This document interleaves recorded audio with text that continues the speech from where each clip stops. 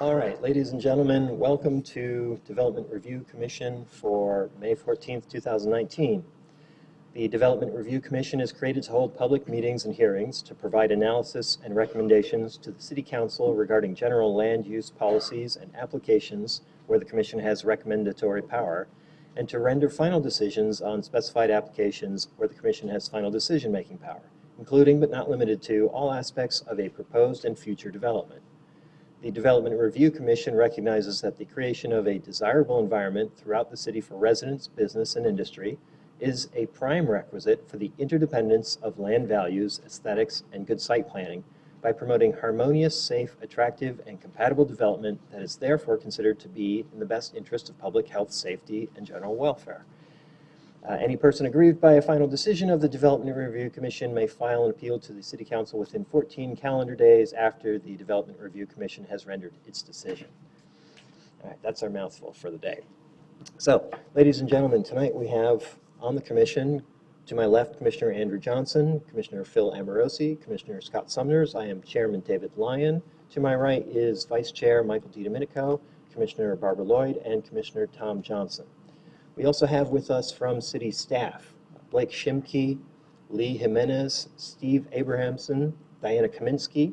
We have Saparna Dasgupta, Karen Stovall, Obina Kingsby, and Joanna Berry. And also in our audience right now, we have Ryan Levick and Dalton Guerra. We have a number of cases tonight, some of which we have elected to put on our consent agenda. I'm going to tell you what those are so you have a moment to think about that. The consent agenda is those items that we intend to approve without hearing further. If you would like to have those heard and raise any comments or concerns, we can remove them from consent agenda.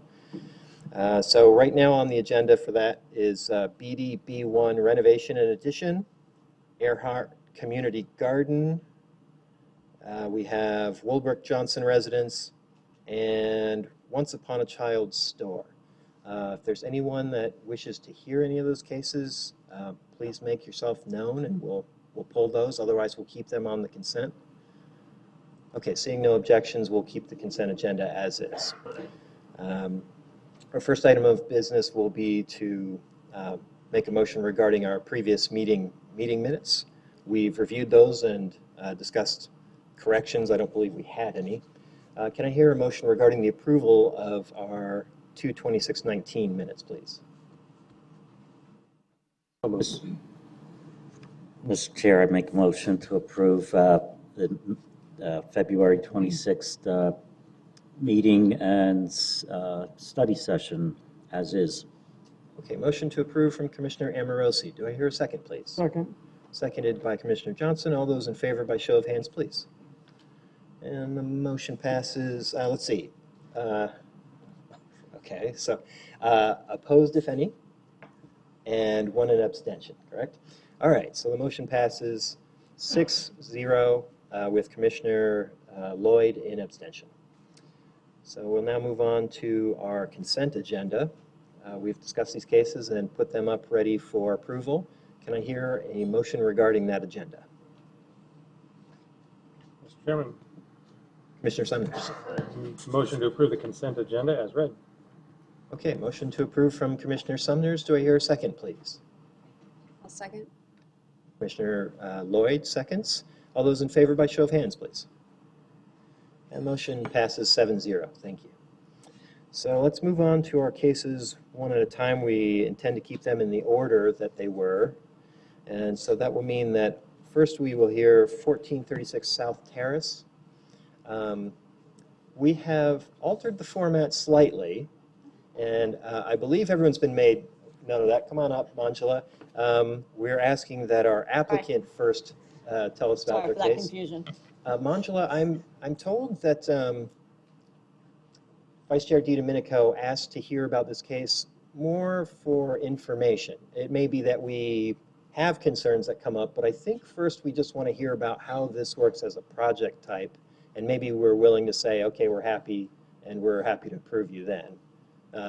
So can you start with kind of just telling us about the project type? Yes. Mr. Chair, members of the Commission, for your record, my name is Manjula Baj, law firm of Gamage and Burnham. I am here today on behalf of Almas Tempe, who are the developers of the container houses, and I'm going to turn it over to Brian Stark. I just want to tell you two things. Just so, maybe not. No? No working? No working. Oh, there we go. Okay, next. Next one. So just briefly, this is a project where my clients own a landscape company called Berghoff Design. Some of you may be familiar with it. And so they are very passionate about the landscape here, and you'll see that a little bit. They're trying to make it a very green oasis. And so I want to give you just a little bit of a sense of the landscaping. Just put on the next slide. And we're doing this in condition with the local studio, where Brian Stark is here from local studio. And these are some of the projects that some of you may be familiar with. This is to get to your point, Mr. Chair, but just to see you, you've seen potentially some of the containers down on Grand. The local studio offices in downtown Phoenix are in the upper left. Some of you may have been in the Churchill, I don't know, just opened a couple months ago. So you can see some of the container projects that are happening in downtown Phoenix. I was super excited when they came here. I think this is a great area. And so Brian, also Mesa has been begging them to come. And so the lower right is a project in Mesa. And I'm going to have, next slide. I'm going to have Brian Stark, keep going.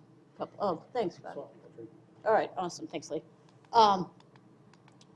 So I'm gonna have Brian start just from the site plan a little bit. This will help you take you through kind of the layout of the containers, and then Brian's gonna walk you through how they work and talk to you about the sexy part of the containers.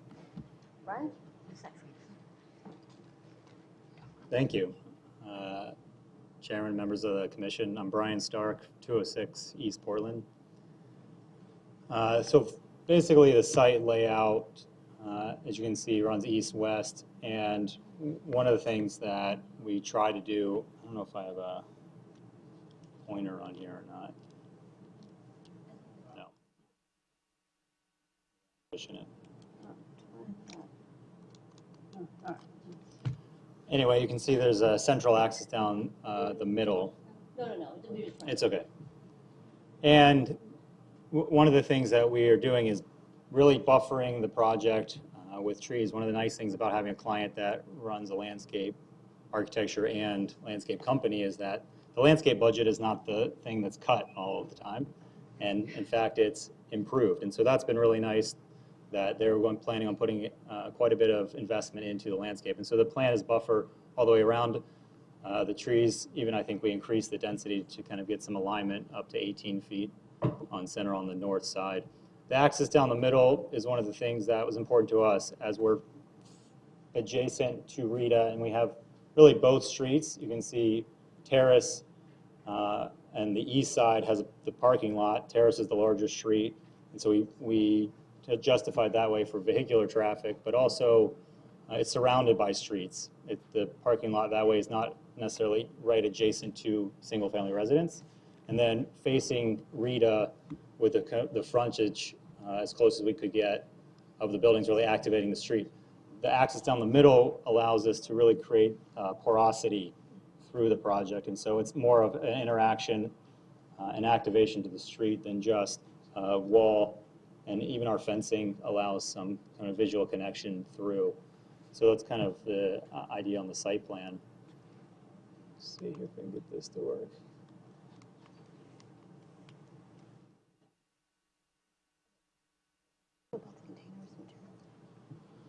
So the project that we have our office in and is on Portland and 2nd Street is both mixed use and residential. The residential component of that is both on the ground floor and on the top 2 stories. We decided on that project, it's called the Oscar.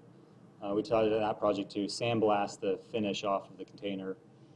It's called the Oscar because as we were going through this process, a lot of our development friends said, hey, how are the garbage can apartments going? And we decided let's call it Oscar as in Oscar the Grouch living in a garbage can. And so a lot of people don't know that. It's this kind of fun name. The nice thing about the containers is they're Core 10 steel, so they won't rust through. And removing the finish, they come out silver. The first day it rains, it takes on this hue, and that hue keeps changing. I'm sure a lot of you are familiar with how Core 10 works. And so that finish, I think, brings a real richness to the project. Originally what we did on the first one was really about just admitting that it's a shipping container. And so we left all of the shipping markings. The next one, and then as we move further, I think it's just about bringing a level of sophistication to the project and using the material in a great way. The center core is made up of a cement board in an agave green color to relate to the landscaping. And then we have a core in the middle, and this is really a strategy bringing utilities down from that core in the middle floating, which is a bridge that connects the two units as the bathrooms. And so we have this kind of pop out of sustainable material that is called Indo teak, which is really reclaimed teak that is, they say, typically 100 to 300 years old. So no trees were damaged recently in the process of creating it, basically reclaiming that entry corridor through the middle. And that houses a lot of the utilities coming down through that core. I don't know if there's a, yeah, it's kind of hard to see in this drawing, but the doors on either side will support those patios, and each one of those also, as that northwestern sun sets, those doors kind of create a solar fin there, blocking the glass. And that's, I can open it up to questions if there's. Yeah, I mean, it's gonna, yeah, don't worry. Questions? Can you go back to one of the, on the top floor off of one of the balconies is kind of that one. What's that Salvador Dali looking white thing hanging off the top right corner? It looks like a door. So that's the shipping container door. So that's the actual door from the container. Yeah, and so what we've done on the units is when you're inside, the drywall blurs through to the outside pane, and so if that's painted a light color that the drywall is, as you're inside, you see that blur all the way through the glass. So that's in a fixed position. Yes, doesn't. It's welded open. Yeah. And that's what I was saying on that. As that sun sets on the northwest side, that blocks some of the glass, and then obviously on the south side you get some shade there too. And for livability's sake, how, people who've asked me about this project, it's like, it's a metal box in Arizona. How's it livable? How do we make these livable? How are they cooled? How are they insulated? Sure. So we actually have some of the lowest, from an apartment standpoint, lowest APS bills. APS actually is using as case study. We haven't had at the Oscar, anyone have had a bill over $75. The R value that we're using basically is a closed cell foam on the walls and bad insulation. So we have roughly R46 in the walls. The code requirement is 19. Yeah. Right? One thing that I like about it that differs from a lot of projects is we're creating more heat in our heat island effect after hours because of the concrete roofs that we're putting on projects. Steel releases heat very quickly, so we're not constantly doing that over the course of the night. That heat has been released and really mitigating that. If I may, I have a follow-up on that. So it looked like in the drawings you had an insulated floor, but then it wasn't clear to me if you also had insulated ceilings. Sure. And, I was just imagining, well, I mean, similar question, it seems like you've got, a thermal conductor that, if the face of the box heats up, doesn't that heat transfer into what is then a ceiling of a unit? How does that, how do you work with that? Sure. So most of that is dealt with the closed cell foam, which we basically complete the entire inside of the container with. So, okay, so you have an insulated ceiling as well? Yeah, absolutely. Yeah, so we have that same process where we have R38 and an insulated and spray foam insulation, which obviously costs more. At the church show, we only did that on the south side and the west side, and we haven't had an issue there. But I don't think it's necessary. We did that as a precaution, obviously because we were developing the project and we did everything we could to make it work. But the problems that we had at the beginning were really a condensation issue because the units were so tight. And so when you took a shower, the windows all beaded up because there was no air exchange really. And so we mitigated that by having an exhaust fan basically pull in outside air and turns on every 20 minutes for every hour and exchanges air. Okay, and so if the commission will indulge me for a second, I appreciate that typically this kind of project, one of the kind of drivers is the interest in recycling and making use of these containers. And I think we're open to hearing just a little evangelism about the benefits of working this way. You know, if you want to talk about how this uses recycled content or how this is cheap and efficient or anything like that, you know, Sure. I'd love to hear more about that. So I don't know how many of you have been to Long Beach or many other ports, unless Trump, I guess, solves our problems. But we're sitting on thousands and thousands of shipping containers. And a lot of times the deficit, those containers are coming one direction, and they're not necessarily going back. And it's expensive and caustic to break them down here, put them on a boat, bail them, and ship them back. So a lot of times when we're purchasing these, we always purchase what they call cargo worthy, but are being retired by the shipping lines. And I think that's one of the important parts where a lot of people, I think, make that assumption is I can buy a new shipping container. But if you look at all of our projects, we've kind of we've left all of the dents and the shipping marks, and it's kind of the honesty of the product and the container. And so I think you can see that, obviously, by reusing them, we're able to kind of reduce our footprint and in new materials, obviously. One of the things that's really, other than the efficiency from an insulation standpoint and reduced energy use, the nice thing is the tenants that we have in these projects really identify with it, right? And so they're willing to forego a lot of other amenities that a lot of other projects offer to live in a project like this where they can really, one, identify, but also project that to their friends or to other people. And so for us, that's a really great way to spread that message. And I think that just from a design standpoint, it's something important that we should be doing anyway, whether it's containers or not. And so I don't know if there's anything else specifically that you're looking for, but that's kind of where we come from with it. That's fine. So any more questions for our Commissioner Amorosi? Thank you, Chairman Lyon. I have to do with my question is with the trees. I don't mind you getting rid of the olive trees, but I thought the chase trees were really nice, adding orchid color to the streetscape. We have those in our neighborhood, and they seem to provide a lot of shade. Why are you doing away with the chase trees? So, I mean, can you go back to landscape plan?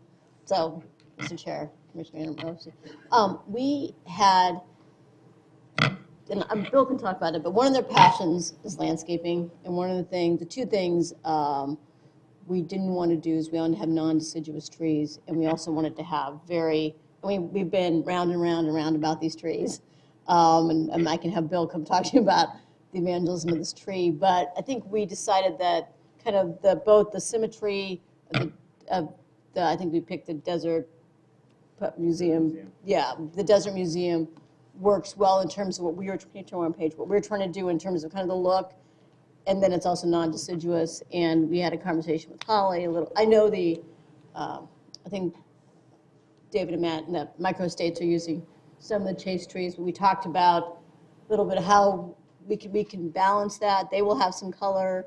Color will work. This is working as Brian said in terms of the green. We have kind of a greenish palette that we wanted to stick with. That's the tree. Okay, and the other question is, you say you're going to have citrus trees. I'm hoping that they're going to be edible citrus trees and not ornamental citrus. Yes, they're going to be, yes, Mr. Chair, Commissioner, they're going to be edible citrus trees. Thank you. Commissioner Summers. Just a few comments on the design. I really appreciate the attention to the landscape. The open cell pavers They're kind of shown here, but I think once you see them on site, that would be, they'll be pretty significant.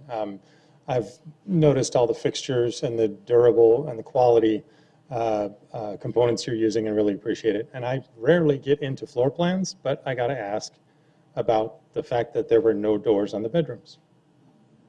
Just curious. Is that something you're doing a lot? So all of the projects we've done have no doors on the bedrooms. Just given the nature, the size, and kind of an idea of openness. Another strategy is that because we can centralize the HVAC unit and blow out both directions with very little ductwork, we're basically able to kind of open up that airflow, and then also trying to create some passive cooling by having doors or windows open on both sides that will pull breeze through the unit. So that was kind of the strategy. There are one bedrooms, and so it hasn't been an issue with our tenants at all. But we basically say that they are, studio units because there is no door. Yeah. All right, thank you. Yeah. Commissioner Brown. So I guess we talked about trees enough. I had the same question that Commissioner Amorosi did. Wasn't sure what a chase tree was. I had to look it up, and it really does have a nice bloom. So I guess you're satisfied with that, so we'll let you work that out with the city staff. There aren't too many ugly trees, other than palm trees. So you mentioned the teak wood's recycled or reclaimed. Where's it reclaimed from? 200-year-old teak? Is this from old shipping container floors or something? No. I mean, the product is Indonesian, and they're basically taking used material and creating engineered floors or pieces of wood with it. So everything is basically FSC process. Okay, that's I'm just curious. And no formaldehyde. Okay, and in the write-up, there was a discussion somewhere about a tertiary building, which usually means like a third criteria level. Was that just a funny phrase that I misunderstood? How about that? Maybe, There's the two buildings. Yeah, I wasn't sure. The phrase is strange. It's probably. Commissioner, I'll clarify. I think you're referring to the description of the building materials and the building elevations sections. Yes. So that's a third material on the building. Oh, so it means third. Got it. Yes. Okay. Yeah. I thought it was like some kind of criteria, like primary, secondary, tertiary. And then my other questions were a lot of ones that have been touched upon about the technology. You obviously have some kind of mini split AC system, and you're going to put that thermal envelope on the inside of the units, as you described. I assume that foam is not exposed to view. Do you still rock it, defer it out then? Yeah, so we have the strategy is to basically have it steel studs that are attached in a way that we don't have a lot of transmission through the outside. So then you fur it out. Yes. Okay, and what's the net? What's the net on the sections? It was, of course, not to mention that to that level of detail, but it looks like these are 9/6 floor to floor. Right. What's the net inside height after you do all this insulation? So we typically are around 8 feet or a little bit over. Okay. There's space there to gain more. But again, even in the walls, if we're using R38, then we want 12 inches in the walls also for that bad insulation to work properly.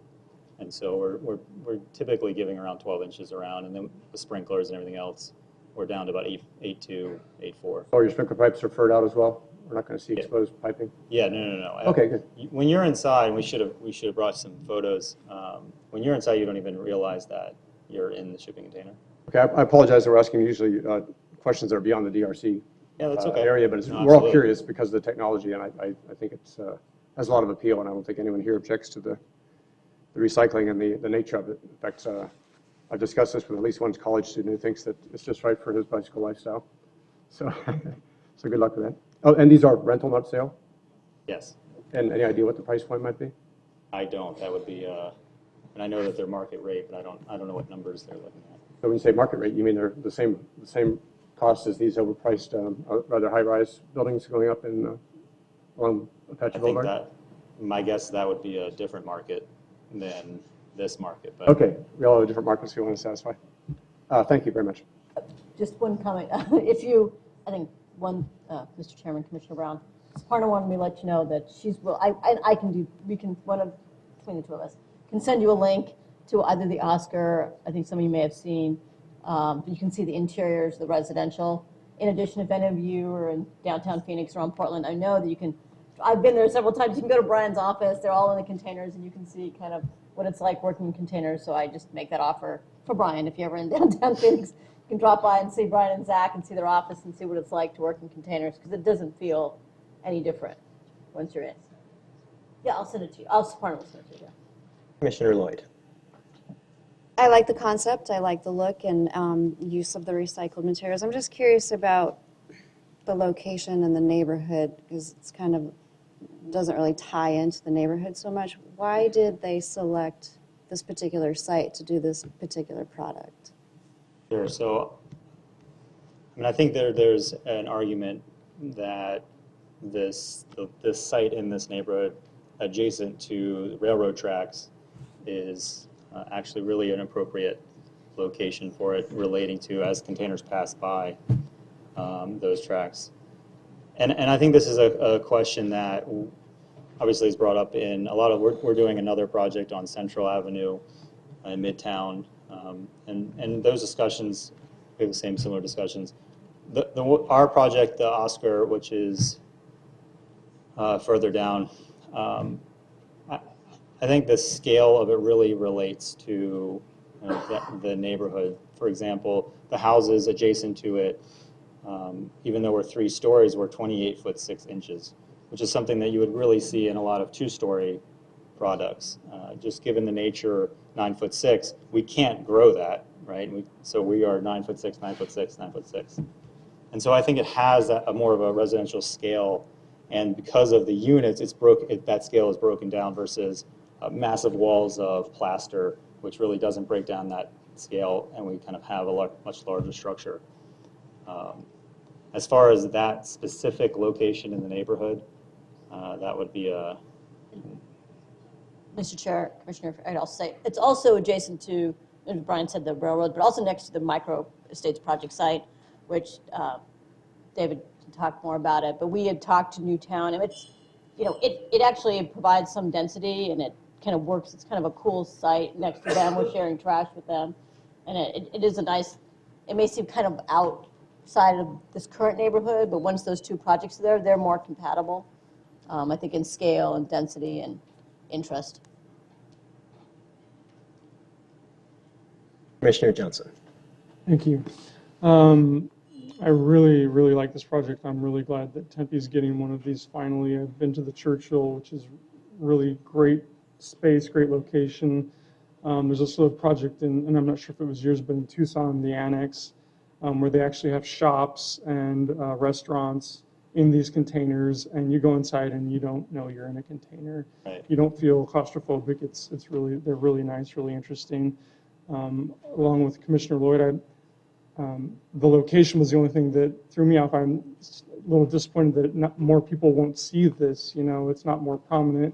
Sure. Someplace like, along Apache and Mill, maybe in that area, it's something that more people would see. Maybe that's the next one, something that can be thought of in a location more people will see, will experience something that's fresh and new. And I really like this project, and thanks for bringing it to Tempe. We're not there yet, but there's another, obviously, and many other projects that are in the works in Tempe, so we will see.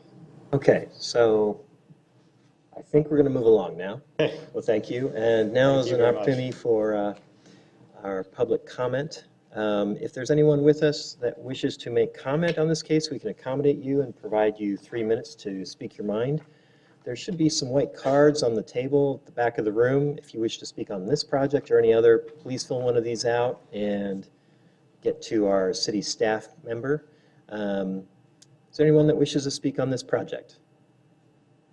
Okay, seeing none, I will close the public comment section, and we have Karen Stovall. Will you please enlighten us on this project?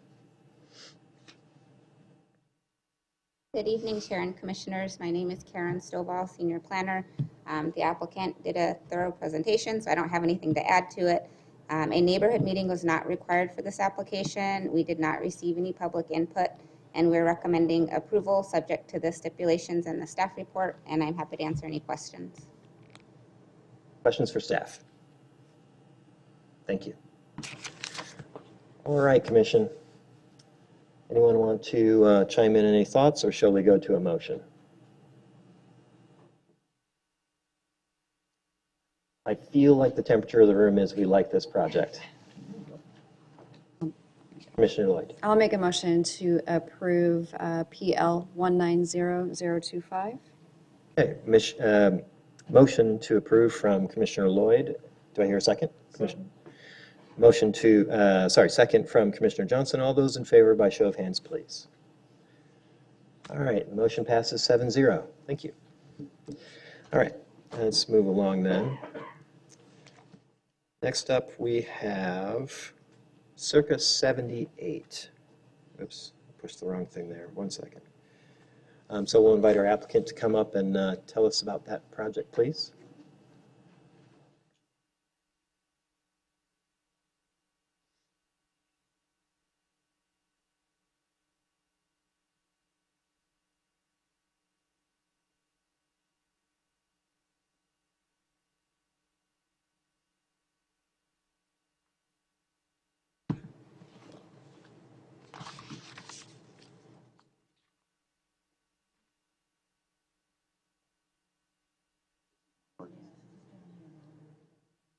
Have a pointer on it.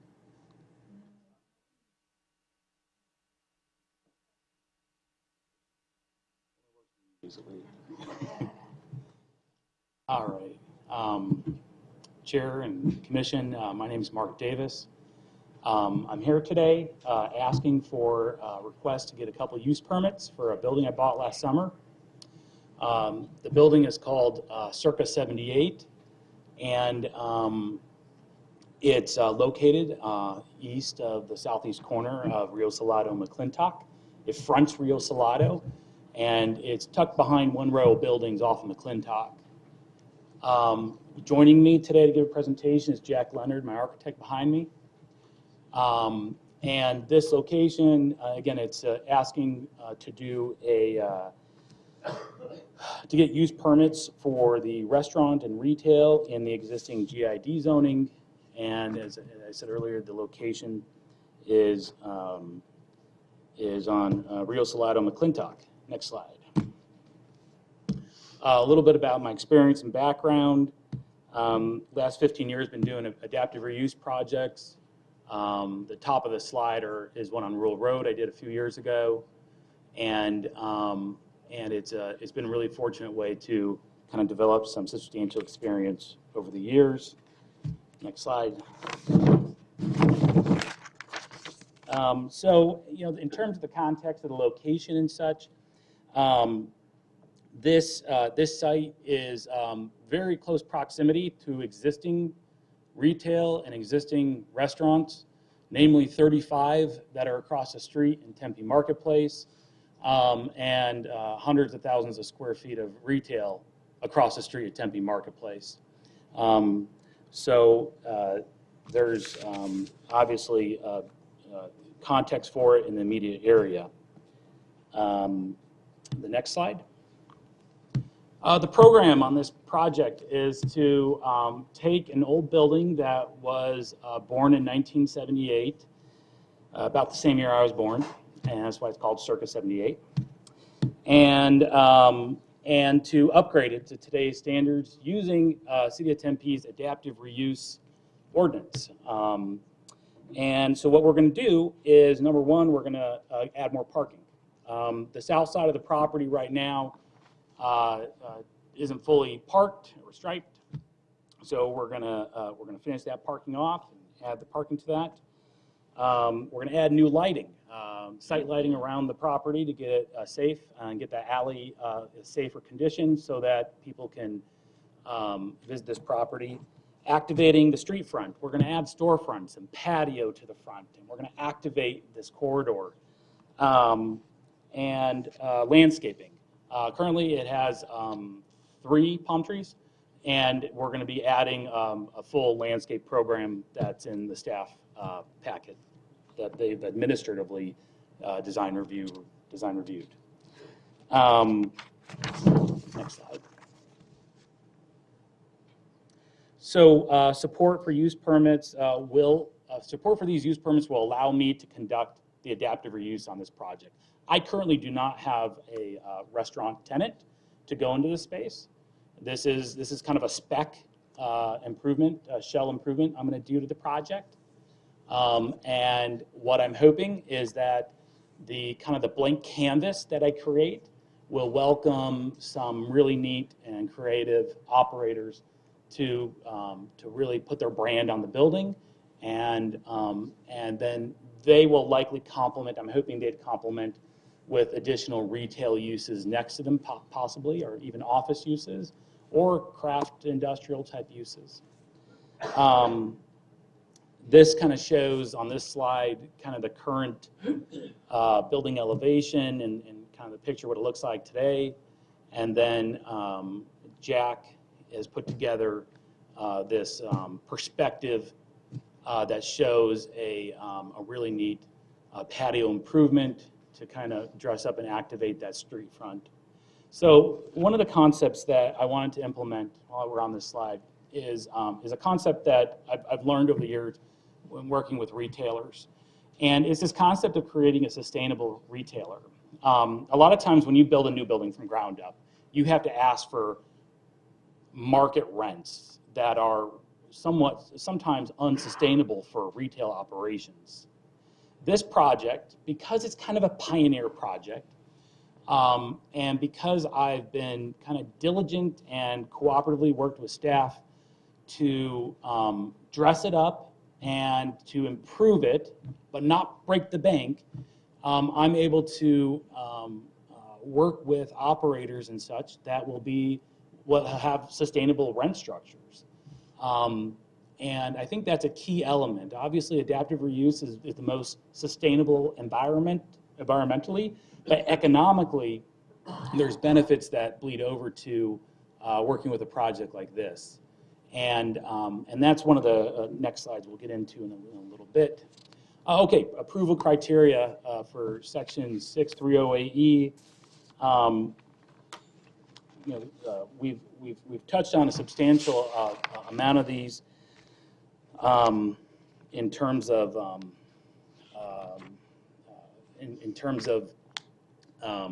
not creating significant vehicular pedestrian. We're increasing the number of parking spaces. But one I wanted to touch on was really compatibility with existing surrounding structures and uses. This is one that in the staff report where they suggested making modifications to our design as a condition for approval. And this is it's really worth noting that this project, the uses that are immediately adjacent to it, that are in the immediate surrounding, are really windowless buildings. To the west, it's a Pet Boys. So there's a public alley, about 20 foot wide, and then there's a Pet Boys that has solid metal doors. And those kind of conditions exist in that project. And then over to the east, adjacent to it, is a kind of it's called Indus Design. It's an industrial warehouse for industrial design folks to kind of go shopping for their stuff that they spec a house with. And that building is very minimal windows and such. So the compatible kind of existing surrounding structures and the future uses I envision for this project are really kind of this flex urban retail environment where the south end of the building is really going to respond to these lower rent structure, easy to get in, easy to get out, kind of lease transactions. They're typically shorter term. The TIs are not substantial, but the front is going to be really the restaurant, and that kind of that is the one that's going to have more eye appeal on it and a little bit higher design component to it. So if you can go to the next slide. So my request is to approve the use permits, but I am requesting the removal of condition of approval, item number 6. Jack is going to talk more about extending the shade canopy across the entirety of the north end of the building. But there's just a couple items with that staff recommendation. It really has to do with it's the shade canopy where there's no patio, so there's not you're not really creating shade for anything on that side of the building. This building is oriented where all the parking and the pedestrian egress is all from the west side of the building, not from the east side. So I kind of feel like you're gonna create confusion with the vehicular driver going into my neighbor's property by kind of showing that it like the entrance could be accessed from the east side by requiring a shade canopy across the entire north end. And then with all this, the subsequent tenant improvements for the metal roll-up doors. So the building and what I'm working with in terms of going back to that sustainability and the economic sustainability is I have 4 existing tenants in there, and some of them have term on their leases, and I work in a space where I encourage them to do reinvestment in their spaces. It kind of creates more of a commitment to the space. And for instance, if the way this is written is quite challenging, because if they wanted to remodel or expand their bathroom or do any tenant improvements in there, even if they didn't benefit from a glass, replacing their metal roll-up door with glass that's west-facing, even if they don't want that, this will require that and add thousands of dollars to their rent and to their improvement program. So, approval item number 6, I would appreciate if you guys take the consideration to remove that item. One of my favorite things I always go to in every city staff meeting, if you go to the next slide.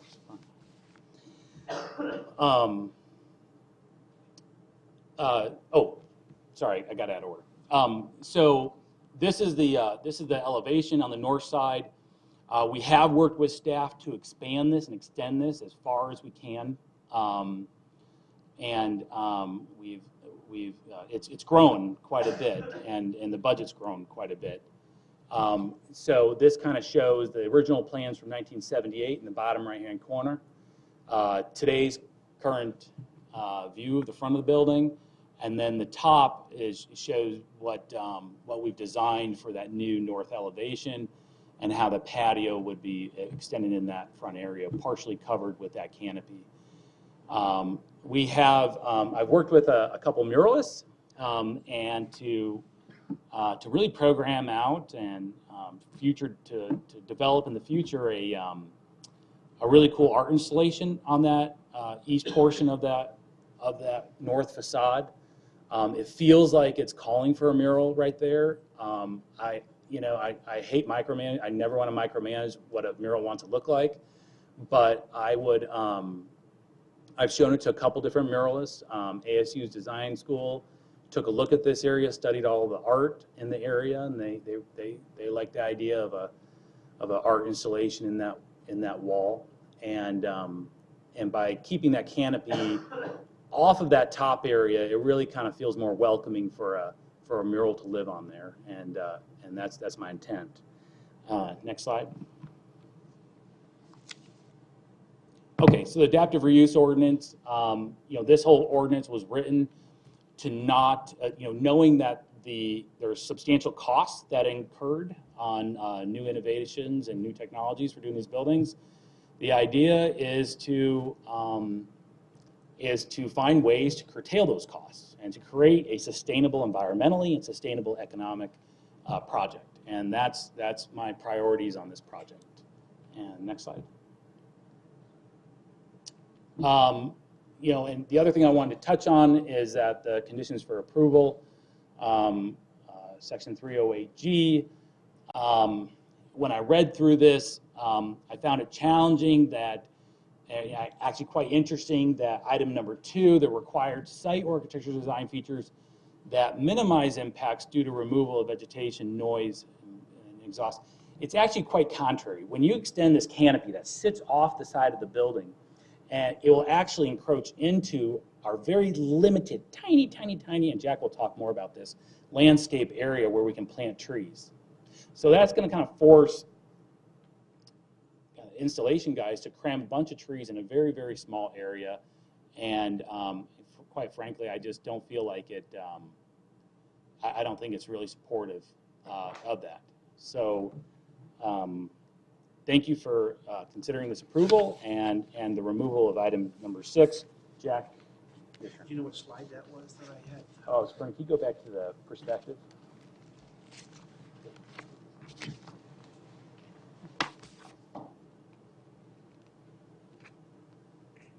My name's Jack Leonard, 2716 North 16th Street in Phoenix, the architect.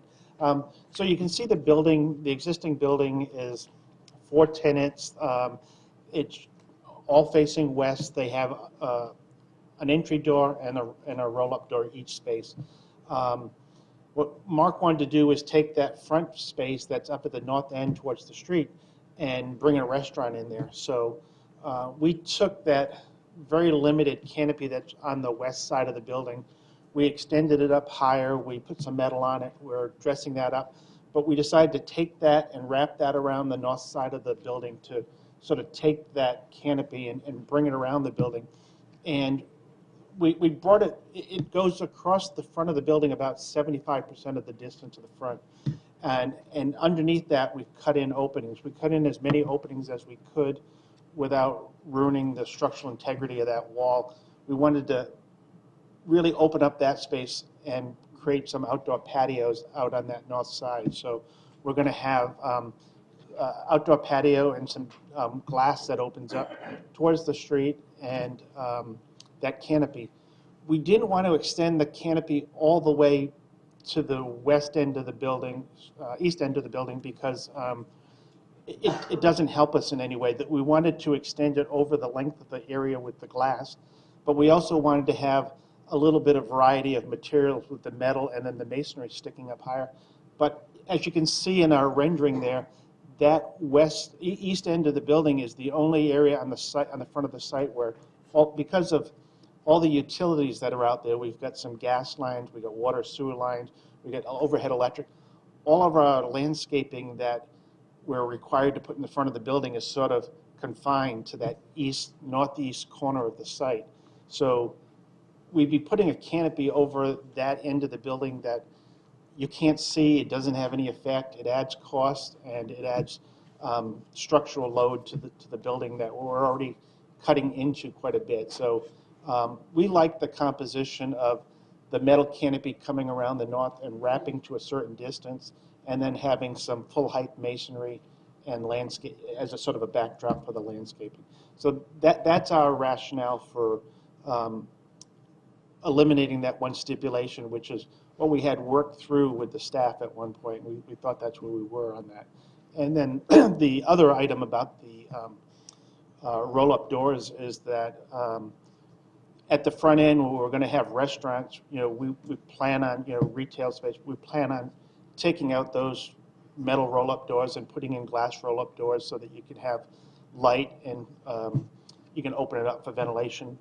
But the back spaces that may stay industrial or manufacturing or whatever other use they have in there, that they want the solid door for privacy and security and to block out that west sun. So, Mark's concern is that having to replace all those for upgrading restrooms or something like that wouldn't benefit the tenants that are in that space already.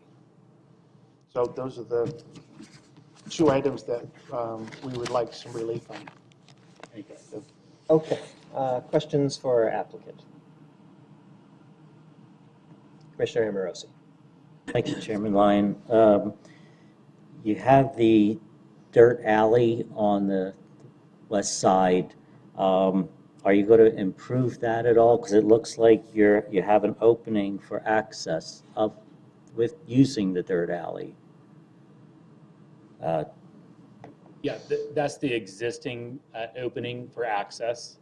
We're not modifying that. We're leaving the existing opening there. You don't plan on regrading that dirt alley because that I've been back there because I used to take my cans and recycle it in that place. Yeah. The dirt alley isn't that impressive. No, it's not. The challenge I have, again, it kind of comes back to spending $50,000 to pave that alley will take $50,000 away from improving that building.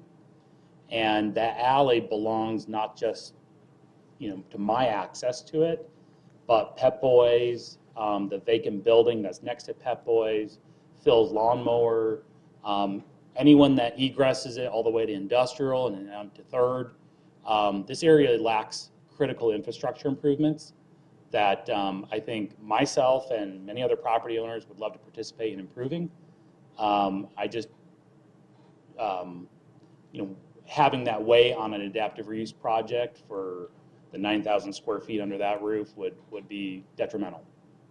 Okay, my other question, I noticed that you only are providing 8 bicycle spots. The minimum is 18.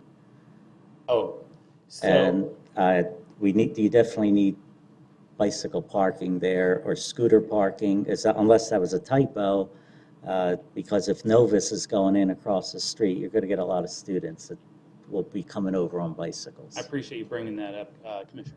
So the 8, what we've done on our site plan is that we've set it up so that it would apply to a 3,000 square foot restaurant and additional patio, as well as which is unlikely, but a full restaurant took the entire 9,000 square foot building. So the idea is we'd allow building inspectors and such, and when we go through the actual TI for the project, to be able to adjust the actual bicycle parking from a minimum to a maximum, depending on what that calculation exactly arrives at, based on once I know which restaurant or the size of the restaurant I end up having. So there's like a minimum and a maximum, and it'll probably end up somewhere in between. Lee, you're okay with that? Commissioner Amorosi, there is a condition to provide that many parking spaces, and the reasoning for that high number is just like Mr. Davis said, that if the entire building was occupied by an adaptive reuse restaurant, that would be the required parking. Since the report was drafted, there was a revision to the site plan where they did show areas for the additional bike spaces. And then those bike spaces, as far as the installation and the number, the details will be worked out during building plan check. All right, thank you. Commissioner Brown.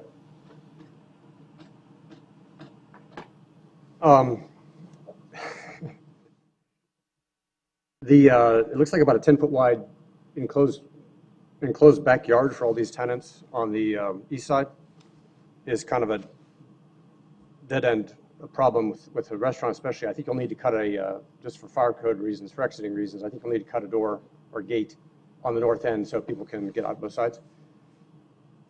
Yeah, Commissioner Brown, yeah, that's correct.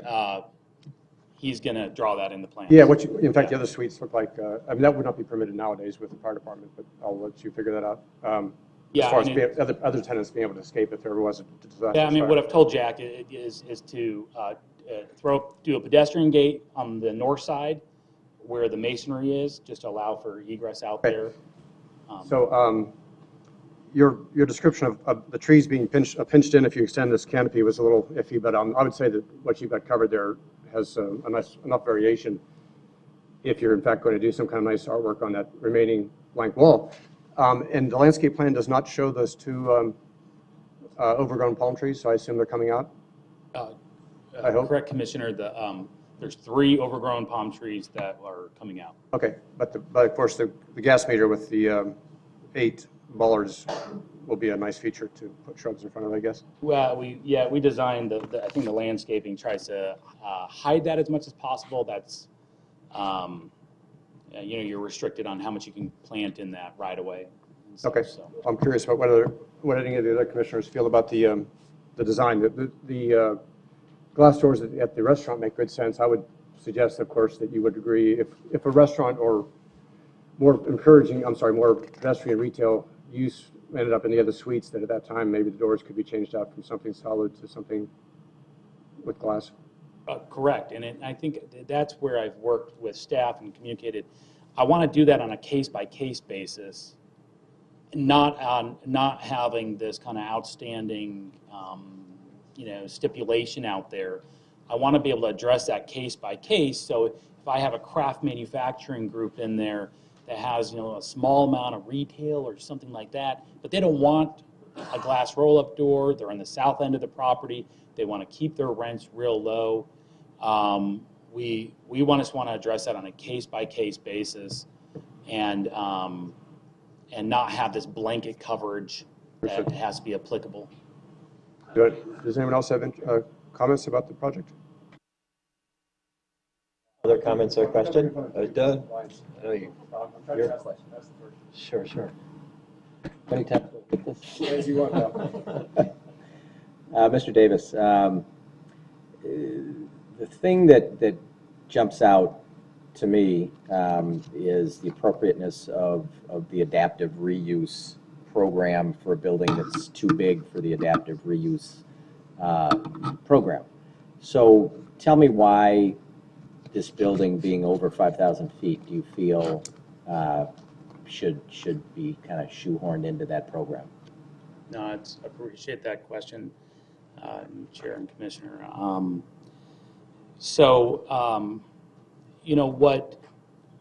Adaptive reuse, I believe, is really geographically specific.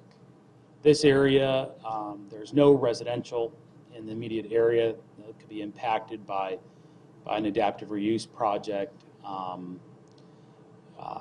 The reality is a successful restaurant that would operate in here, the sweet spot for a restaurant size is really 1,800 square feet, 2,200 square feet. That's a healthy, strong restaurant that could do good operations. And that's what I'd be really looking for in a space like this. Staff asked us to hypothesize if a 9,000 square foot restaurant, what would that look like? And could the adaptive reuse ordinance, parking calculations and such still support that? And we found it would when we studied that. But the reality is, from a market principles perspective, that's down the road. That's when Tempe Streetcar is going down Rio Salado and there's not as much parking demand at any given time. For a good, strong, healthy operator in this space, maximum 3,000 square foot. Our floor plan, we showed that 3,000 footer in there. But for a strong, efficient restaurant operation, they're in that 1,800 to 2,200 square foot space. Adaptive reuse, I think, is very important to the Smith Industrial Hub. This innovation hub really has been kind of neglected. It lacks a lot of redevelopment, and a lot of the frontage properties along Rio Salado, the property owners have just opted to just tear down the sites and maybe take advantage of land values and new projects. That's one path for a city to take, but the last 15 years I've had a lot of fun doing adaptive reuse projects, and I continue to do that. And then I want to touch on also the general plan for this area does support the mixed use, as well as the character area for Apache Road touches on adaptive reuse and how that's an important principle in this area. So the policy documents are kind of driving me to this direction, and really kind of a changing environment in this area where there's lots of new multifamily, lots of new daytime workforce. These are operators that are not looking for necessarily can recycling locations, which they're still in operation there, good guys. But we're looking for a little bit more robust, consumer-oriented businesses. And using adaptive reuse is what you need for a project like this. Otherwise, it remains industrial, and restaurants and retail don't work.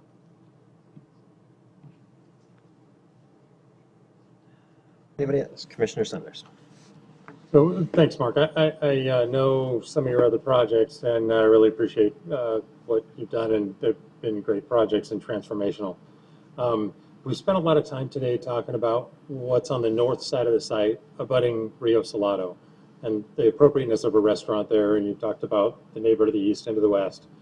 But I think what you're asking for is the ability to do a restaurant and retail for the whole thing. And we haven't really talked anything about who's down southwest and south of you, and if they've been consulted, and what do they think, and is a restaurant or retail use compatible with those neighbors? So I just appreciate some info on that.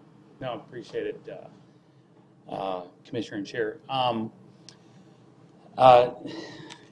Yeah, so just to kind of paraphrase your question, you want to know if the property owner to the south of me, or I have a single property owner directly to the east of me. His name is Aki, and he submitted a support letter for the 2 use permits. And he's a cooperative neighbor. He looks at this as finally people injecting capital and infusing new life into old building stock. That's kind of the feedback I've gotten from my neighbors. Phil and Drazik, Phil's lawnmower guy, been there ages, and he's a great neighbor. He looks out for my property. He's there almost every day, and he's supportive of really kind of improving the building stock and improving the uses in the area. I mean, that's what I've talked to him about. I don't think he sent in a support letter. I hope he didn't send in an opposition letter. Also, to the west of me is the same owner that owns the Aki to the west, to the east of me. Across the alley, he owns 2 of the parcels to the east of me, and it's a vacant building. He's been trying to lease up. He's got a big building on a very small amount of land. And again, I think he's looking for that infusion of improvements. You know, sometimes this happens. It's like you improve this project, and then people catch the cold, and it just grows over the properties next door. And I think that's what they're hoping to see some success at this one, and to be able to expand beyond that. Pep Boys, I've talked to the property owner. It's a long-term triple net lease. It's going to be a Pep Boys for a really long time. And Chris he's interested in this project improvement. I hope that answers your question. Just a follow-up. So if we approve this today, you'll have the ability to put a restaurant on the very south end of the property, right? Oh, so who are your neighbors down there, and what do they think? So, so my neighbor you mean directly to the south across the alley? It's owned by a physician that I didn't personally reach out to. He's renting it now to a like a tourist bus business where they just store a bunch of buses on the lot. And I don't know if Lee reached, or if they reached out to you or not, but I've never been able to make contact with him. Thank you. All right, so I have kind of a question/challenge. First of all, thank you for being here, presenting your project. I will say that I do like at least one of your projects. You showed us pictures of the Wedge, and my wife and I go there on a regular basis. I think that's a nice building. But I feel kind of challenged with this one. Let me ask, first of all, that canopy on the north side, that you've talked about how that wraps around. How deep is that? 5 feet, and we're limited because of setback. So 5 feet is as far out as we can go from the face of the building because of the setback. Okay, so that's as far as you can put supports. You could cantilever past that, correct? So we can't have roofs sticking out into that minus things. I could swear we've seen cases where where it's only the structure is defined by the setback and the overhang is past the setback. Is that not so? Commissioner Lyon, that is correct. The posts have to be behind the required setback line. However, the canopies can extend beyond that. So you are correct, Chair Lyon. Okay. Well, either way, I guess my thought is you've presented kind of a quick SketchUp image, and it mostly looked like a fresh coat of paint to me. That there's some white paint, you've got some new windows and glass doors, and then you've got a little bit of metal panel that wraps the existing canopy edge. But I guess I just feel kind of nervous because if I'm candid, this feels kind of half-baked. It sounds like you're not currently courting any restaurants in particular, but you're hoping that you can find somebody, but maybe it'll be craft uses or industrial uses or office uses in there as well. And yeah, I read here the staff comment about compatibility, and they're saying that they think that this building would have to be a little more developed architecturally in order to stand a decent chance of success. And I have to say, I kind of agree. You know, if you put a 3,000 square foot restaurant in there, I'm thinking that eats up most of your parking on that alone. And I guess I'm just not seeing the commitment to how the building is going to be dressed up and how the landscape's going to be improved. And I'm hearing what you're saying about you want to sort of save money and keep this on the thin, but I don't know how that sounds like a building that's going to succeed as a restaurant here. Would you care to respond to that? Yeah, thank you, Chair. Appreciate that. There's more going on here in terms of the improvements and the lengthy exercise that we've gone through with staff and community development director to get to this point. We've been very creative at trying to do things such as taking the landscape islands, currently no landscape islands on the project.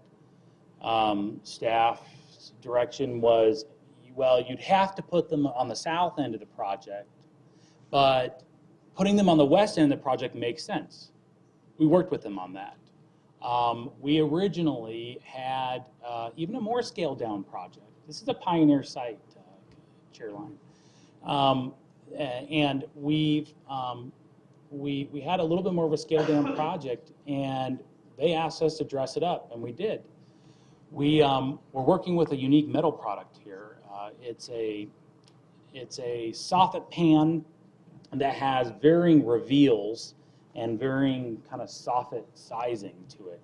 So it allows for a building elevation that's about 4 feet 4 inches tall. Thank you. To really sit above the height of the property, and to really kind of give the project more presence and more appeal from the street.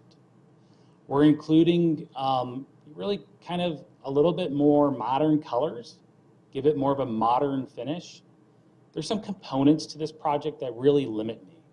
I can't make a left-hand turn out of it. It's a right in, right out only. My adjacent uses, they leave a little bit to be desired. So for me to blow it out of the water here and really architecturally beef it up, quite frankly, would really make this project unsustainable, because the market rents for this type of site, given this location, just will not be there. And I'm not confident they would be there. So I have to scale my improvements to really the market conditions. And this is what our exercise with staff has really gotten us to. Our initial draft conditions of approval did not include this extending canopy thing. We had a meeting in April with them where we spoke to them, talked to them about it. And the building inspector was there, Mr. Sipes, and other folks that were able to weigh in on how the constructability of that shear wall could be materially impacted, and the cost of that would be problematic for a project like this. We thought we had that resolved, but things changed. And that's why we're asking for that removal of item number 6 and the approval of the use permits. Does that help give you a little more context and color? Fair enough. Yeah. Okay, any other questions for our applicant? Well, then we'll thank you. If there's anyone from public that wishes to make comment, now would be the time to do that. Do I have anyone who, I'd like to go to staff after our public comment. Is there anyone that wishes to make comment on this case?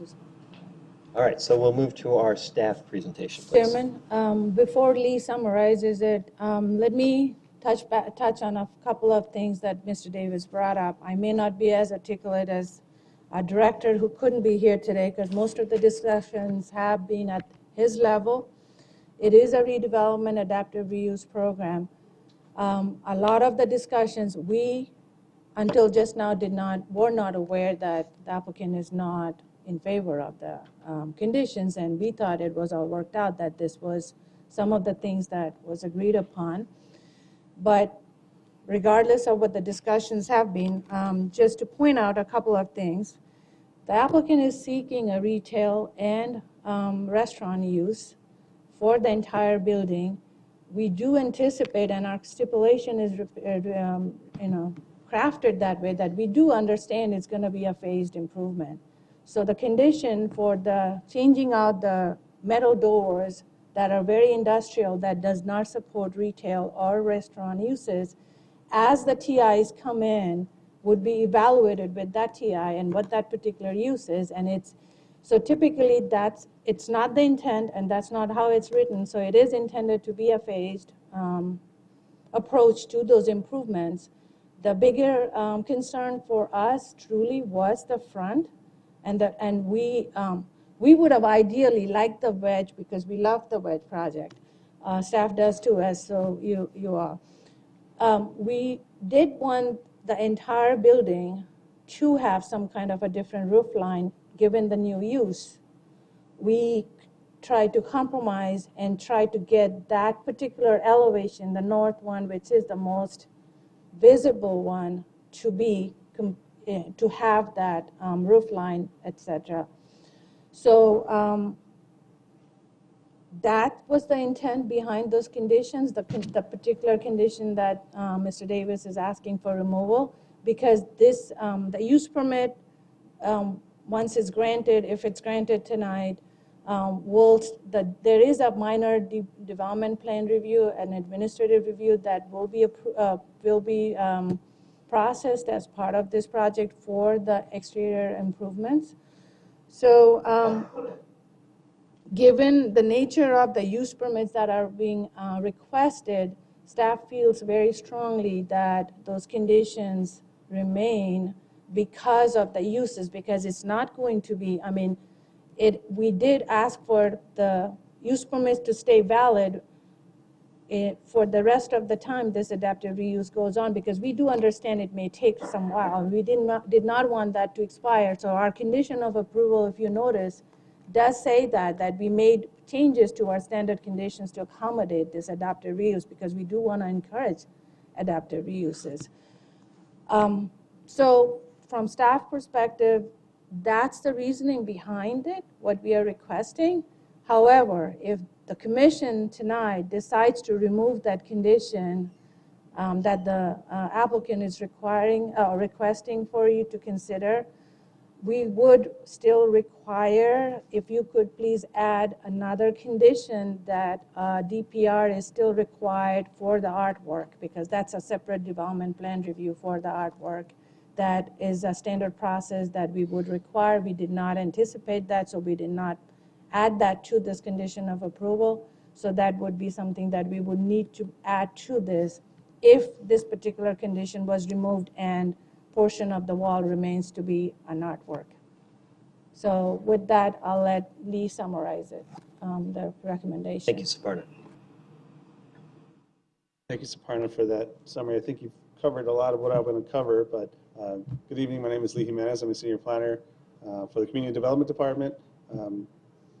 Members of the Commission, Chair Lyon, Vice Chair DiDomenico, just to recap, this is a use permit request, which is pretty much a blanket use permit to allow for retail and restaurant for this site, which provides some flexible options for future tenants.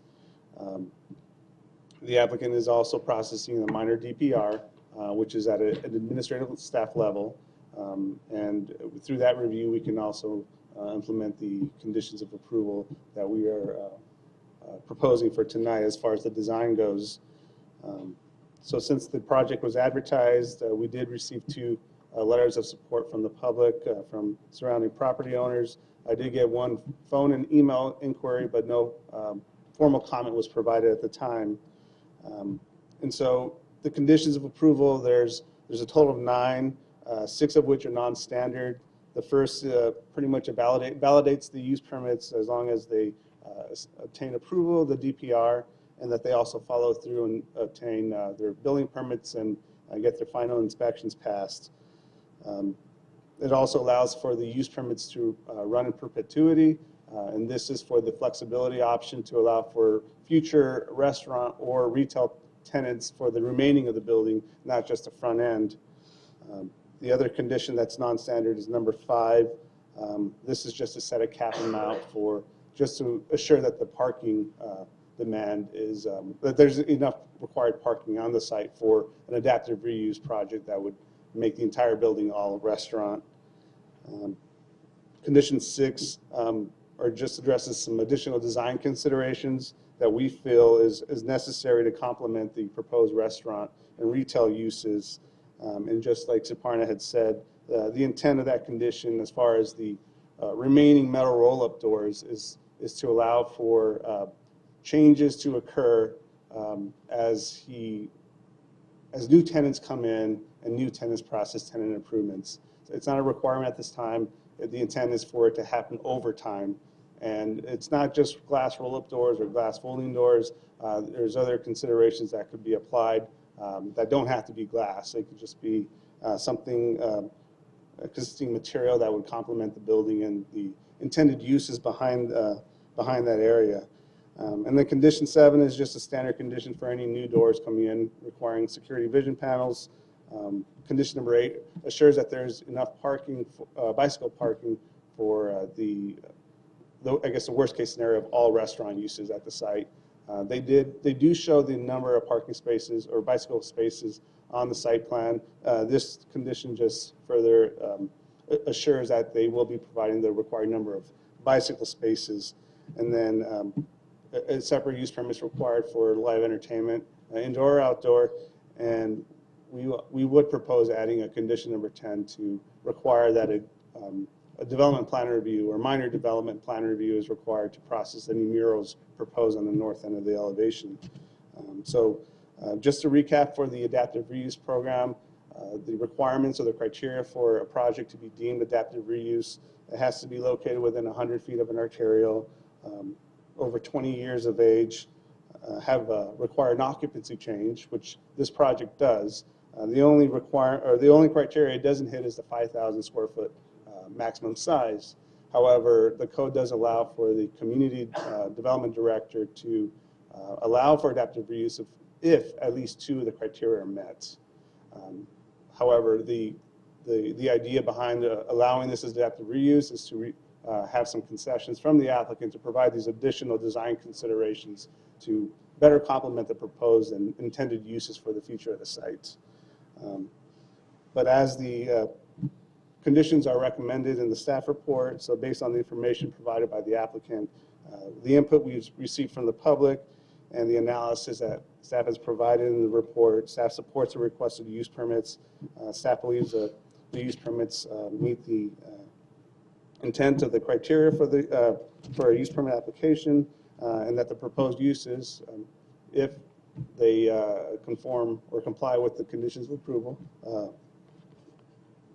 will be successful and make that recommendation to approve the subject to the conditions of approval. All right, thank you, Lee. Questions for staff?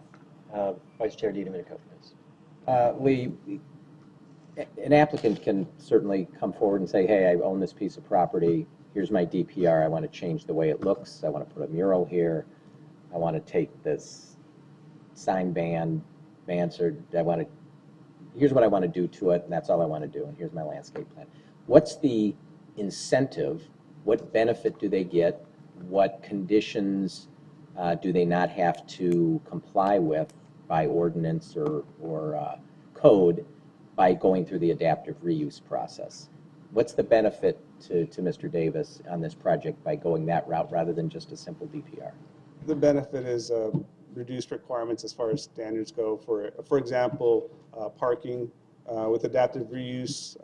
Traditionally, parking would be restaurant parking would be parked at one space per 75 square feet. The adaptive reuse program allows for cutting that in half, so it would be one space per 150 square feet.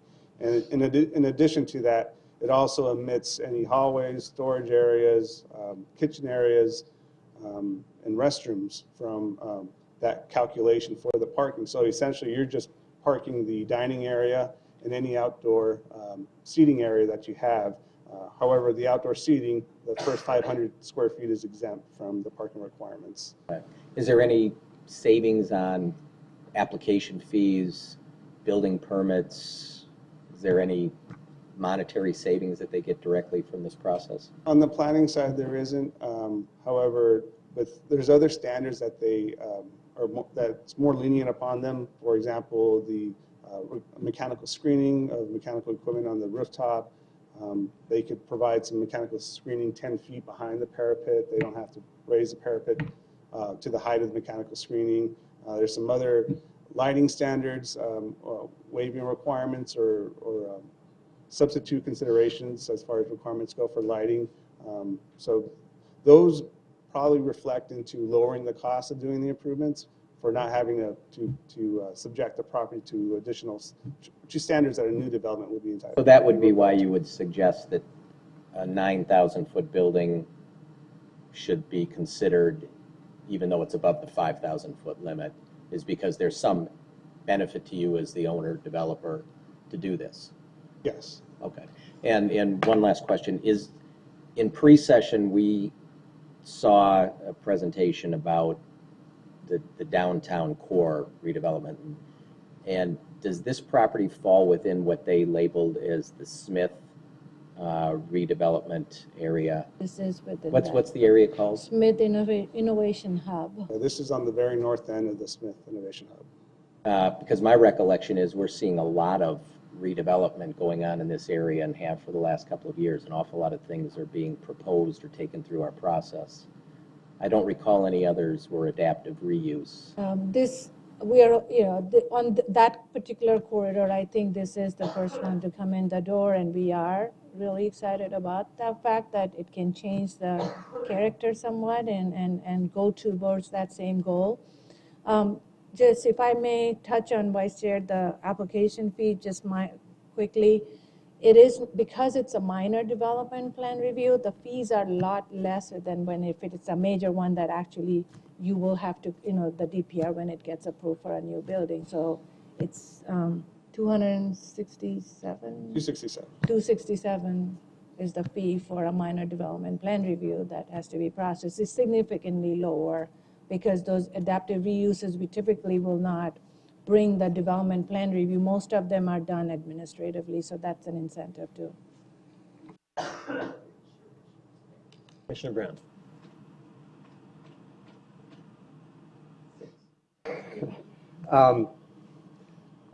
Lee, you mentioned the break on screening AC units. On attachment 7, it actually, the applicant's site plan shows some rooftop unit locations. It actually has slightly different language, so I think we can all agree that the ordinance is the ordinance, no matter what's printed here. They actually say that it doesn't need to be screened, does not need to be screened at all. And actually, one unit is within, obviously, 10 feet, which was visible in the photograph. So I guess my question is, the administrative design review, or DRP, that you folks would do would catch these little bits that I see as contradictory? If there's any conflicts with the screening, those details are worked out during the building permit plan check. And one last question. The site plan says that rather unusual site sign will be modified. Does that mean they just changed the name on the sign, or are we getting rid of that sign? Well, signage is under a different review and permit. As far as the details concerning that, I can't answer. The applicant can maybe come back up and. But yeah, it showed on the rendering. It indicated that the sign was gone, which is a nice thing. but the site plan says it'll be modified, which could be minimal. But so I just wonder, I'm sure you can work out these interpretations. I just want to be sure that they aren't ignored and we don't just have a coat of paint. Thank you. Other comments or questions for staff? Thank you, Mr. Jimenez. All right, so we've kind of beaten that one up a bit. What do we think, Commission? Do we want to make comments? Do we want to make a motion? You have a comment? Let's do ladies first, if you don't mind. Commissioner Lloyd? Thank you. So I share your concerns, Chairman Lyon, about, making it kind of look like just a coat of paint. But at the same time, I feel like I'd like to give the applicant credit for actually going through the adaptive reuse process and keeping the building instead of just raising it and trying to instill some character in the area. I think if we take a shot on this, it actually gives the applicant a chance to make more upgrades to the building than he would if we don't support a use permit. So, I was having those same hesitations, but I think there's probably going to be more benefit for the area if we support it. So I'm going to respond to that quickly. Thank you for that comment. And my thought would be, I don't know that I'd oppose the project, but I would not be in favor of removing the DPR conditions. I think if they're willing to take a look at it and say, yeah, maybe it needs a little more in order to prosper, we can dress it up a little more, then a DPR shouldn't be a problem for them. Commissioner Morosi? Thank you, Chairman Lyon. I just wanted to mention, despite what Mr. Davis thinks, that I think number 6 needs to stay as a condition of approval.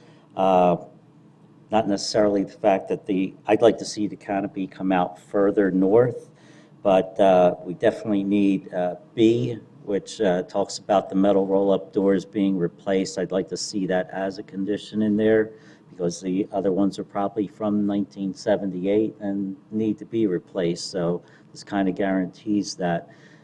I also, though, still would like to see the mural artwork on the front, even if it has the shade screen over it, because then you can use that to light up the mural or do something interactive with that. So I'd say he's taking a big risk on improving this property, but I'm willing to go along with it, but we need to keep number 6 in. Okay, Commissioner Johnson. Sure, I'll give my impressions as well. I really appreciate, again, also as repeating a little bit, but the use of adaptive reuse in this area. It has been kind of a wholesale raising of the street along that south side, and I like the idea of keeping something in place that's been there for quite a while. I am okay to go either way with condition 6A. I think it adds a little bit to keep that section of the wall open and have something full and open to the sky that could be a mural, and the addition of the DPR for that mural, condition 10 as the staff has described it. I agree that keeping B of condition 6 is important. And I think that's all I had. So I'd like to chime in quickly. The way I understand condition 6, A and B, is not that it requires the canopy to do such and such, or that it requires that those doors be replaced with glass doors, but that it requires a DPR in consideration of those things. So the applicant might come back and say, well, we heard you, and here's what we did, which we think satisfies the intent, and that might include that canopy stopped short, but then there's this art piece or whatnot. So in my mind, there's still wiggle room in there because it's an administrative DPR, that it's basically just asking them, hey, consider this, and then come back with your solution. So in my mind, I could see both those staying, but yet the solution being something different. Or sorry, I can see the condition staying, but the solution being something different.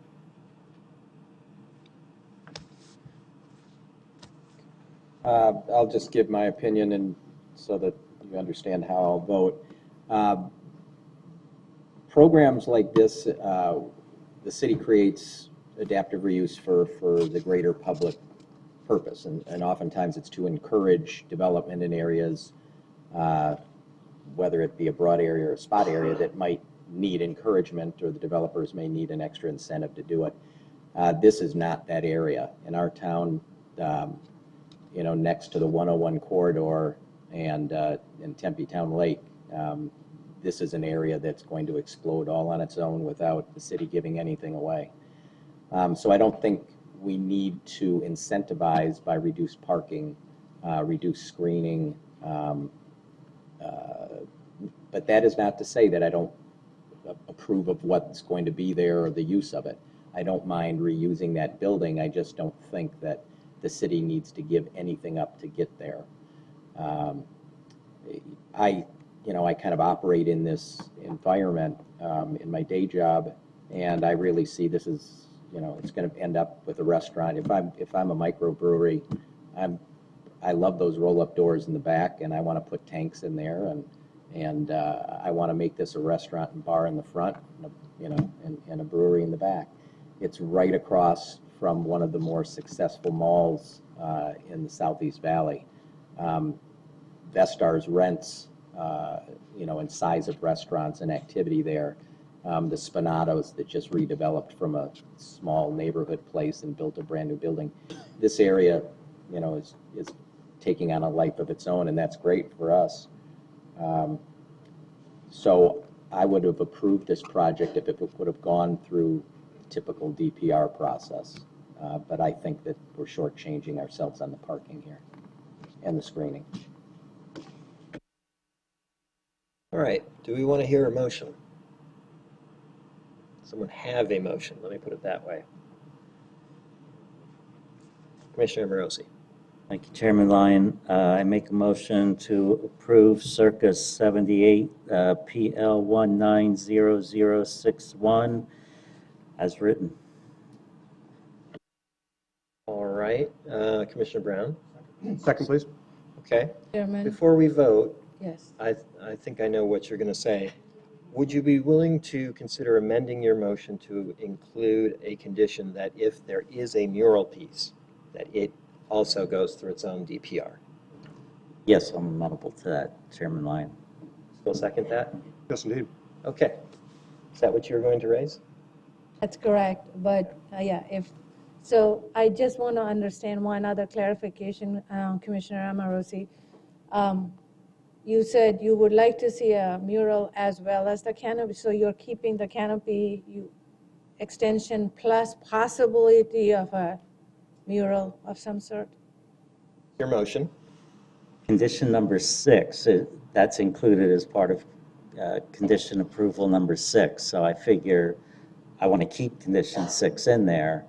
So you'd have that, you could still do a mural. Okay. Or as Chairman Lyon said, if you're interpreting that and they do the mural overtakes where the shade canopy should be, and that's good with staff, and the mural approval, then that's fine too. So just adding a condition saying if a mural is proposed, then a minor development plan review will be required. That's how I'm understanding it. Right. Is that right? Yes. Okay. All right. I'm good with that amendment. Okay, so we have a motion to approve with that minor amendment. All those in favor by show of hands, please. Opposed? Motion passes 5-2 with Commissioner Sumner and Vice Chair DiDomenico in the dissent. All right, so let's move along to Roosevelt.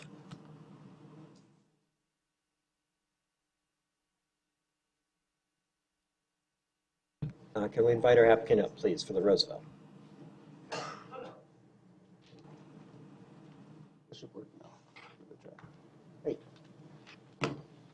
Good evening. I'm Lance Baker with Synectic Design. I'm the architect for the project. My client's also here, Roy Bade, is the developer. We came back to you in December of 17, so quite a little while ago. This is a phase 2 to an existing project that's under construction. It was called The Block on Roosevelt. So our intent with this is 19 additional townhome units. So they're single-family platted lots. So it's 19 additional units added onto the existing 14 for a total of 33. And our maximum density would be 34 based on the acreage. It's zoned M3, correct? M3, sorry, R3, yeah, which is multifamily. It's been that way since 1957, so it was zoned quite a long time ago. Adjacent to us, we have R2 on the northwest, which is a multifamily, and then we have actually GID on the northeast, which is being used as, I don't know if it's single family, I guess it's single family, because they're condos right now. So anyway, so our site, we intentionally decided to not have the straight line of units like we did on the first phase. We wanted to break it up a lot more to make it more of a single family type feeling, so it didn't feel like a complete block of development. So we spent a lot of time on the site plan to really orient the units to make it more interesting instead of just straight rows of buildings like the first phase, but yet we're using the same palette, same materials as phase one so that it all ties together. Same landscape palette. We're also adding a community pool for an amenity for the entire site. So one of the interesting things that's come up with this is the SRP irrigation line, which I think a lot of people have a lot of questions about. We are working with SRP right now on the resolution of that. Basically, it's going to come down to the pipe is going to be replaced by our developer with the new pipe. That pipe's over 50 years old. It's fiberglass. It was actually leaking before they started developing it. There was, if you look at the historical aerials, there's green patches around where the pipe has been leaking forever out there. So, but that pipe and 2 irrigation structures are going to be replaced at our developer's expense on the property. In conjunction with SRP, and they're working on that right now. So there's 2 irrigation structures, and then there's going to be a manhole that has to get added in Roosevelt as a part of that whole scenario. There are 4 units along the north side that will have an easement in their backyard. I think there was a letter received that said it was underneath patios or something, but that's not the case. It's in a landscape area that is their backyard area. It will have access gates for SRP to maintain should they need to get in and repair the brand new pipe that's going to be there. So, so we front on Wilson and Roosevelt. It's a through project. It goes through both streets. We spent a lot of time working on the elevations on Roosevelt and Wilson to try to vary the entries so it's not, again, not a straight run of what you would see in a full block development. We have side entries on some of them, front entries. We spent a lot of time orienting the patios on the units so they face interior and not actually to the outside. If you look at the units on the northeast corner of the site, they're all oriented east-west instead of north-south, and that was kind of keep the views interior and not out to the surrounding properties. Try to respect some of the adjacent properties. Again, the elevations, they basically match phase one in material and style, just slight variations. There's a lot more articulation on these than there was on the phase one. We are asking for a use permit for 3 feet of additional height, which is 10%, which is what we were able to obtain on phase one. So it's, again, it's really just so we can match the heights and have a little bit more interior ceiling height. 30 feet's a little tight for 3 stories, so that extra 3 feet will really help a lot and allow us to match up our units from one floor to the other. We feel it's pretty reasonable considering some of the other, taller heights that are around in the area, and this being kind of a buffer where it's stepping down from mill and the taller structures as you head west. So we feel like 33 is pretty reasonable. Other aspects of the site, there's 66 parking spaces required, and we have 79, so we have done a lot to add. There's actually 10 full guest spaces on the lot, so we're trying to help acknowledge the street parking issues that are kind of, they happen down in those areas. So 10 on-site guest parking spots.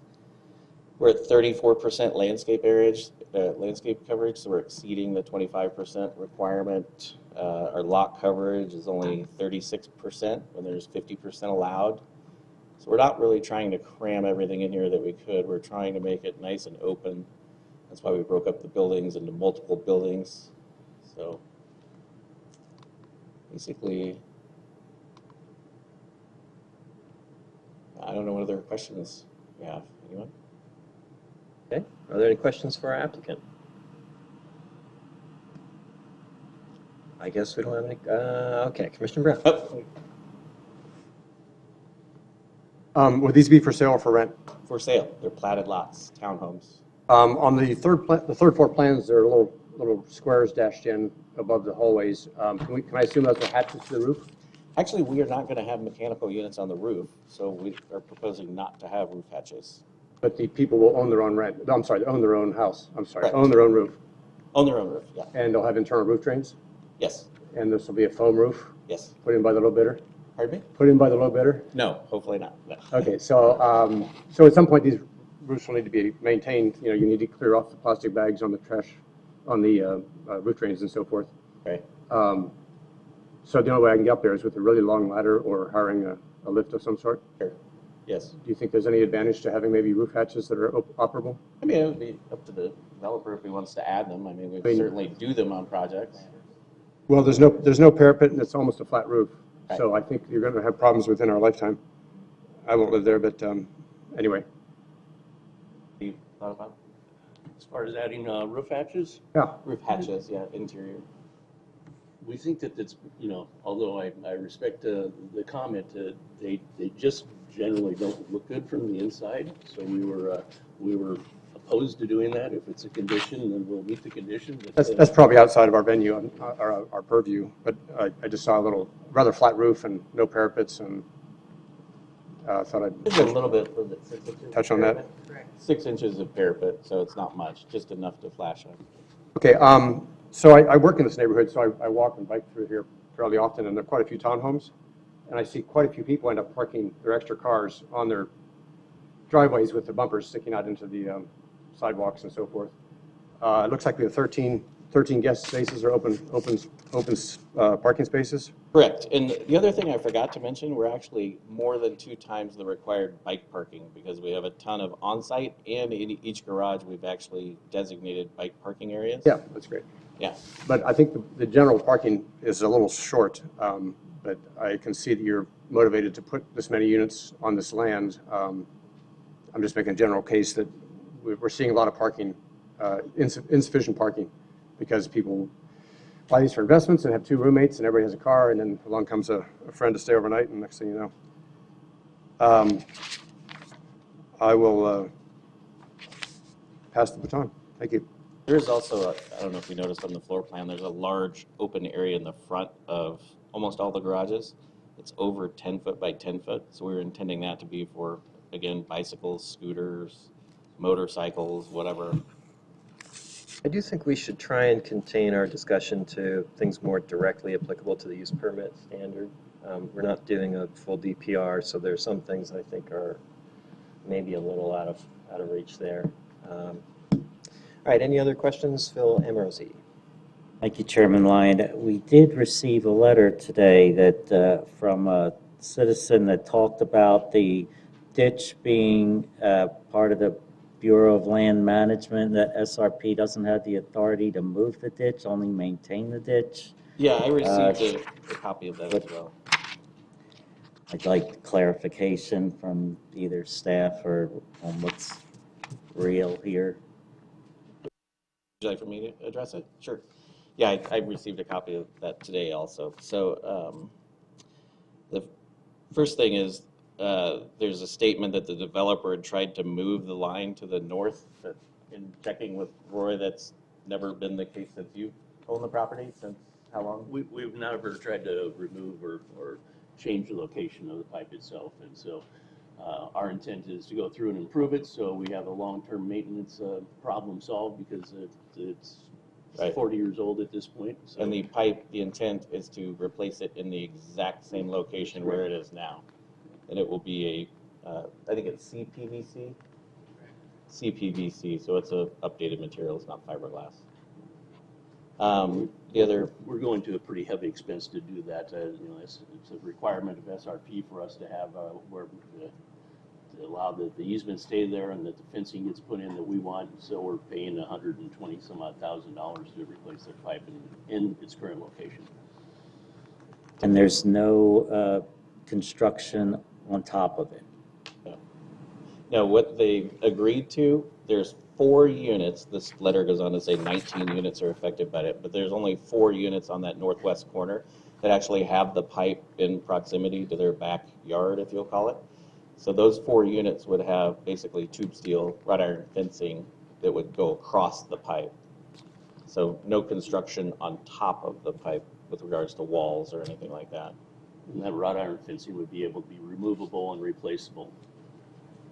And SRP has been amenable to that. And actually, if you go to the east, the 3-story on Wilson, the same irrigation pipe runs across their site. They actually have masonry walls that are perpendicular across the top of the pipe at some points. And then the development to the west of us has the same condition. But we're not proposing that, and I don't think SRP wants anyone to do that anymore. It's one of those things that happened once, but that doesn't make it okay, I guess. Thank you. Sure.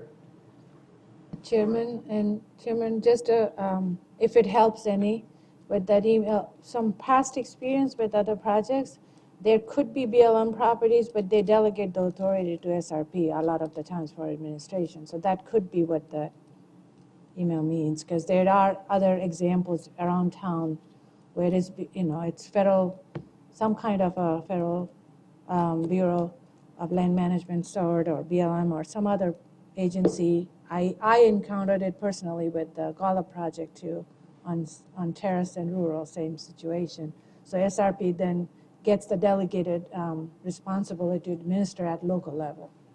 So we actually did receive from them the kind of chain of authority, if you will, that shows that they have rights to that area. We just got that, what, yesterday? Or yeah, so. Right, so Diana has that, showing that they do have rights to it. All right, so let's keep moving along here. We don't want to come grinding to a halt here or anything. Ms. Kaminsky. I wanted to clarify, this entitlement request is both for the use permit standard for the increase in height and the development plan review for design. Oh, well, shame on me. I rescind my remark. Design matters. All right, all right. I lost track of what we were doing there. I apologize. All right, so if we have no more questions for our applicant, we will thank you. And we will now open our public comment section. I have 2 cards for this case.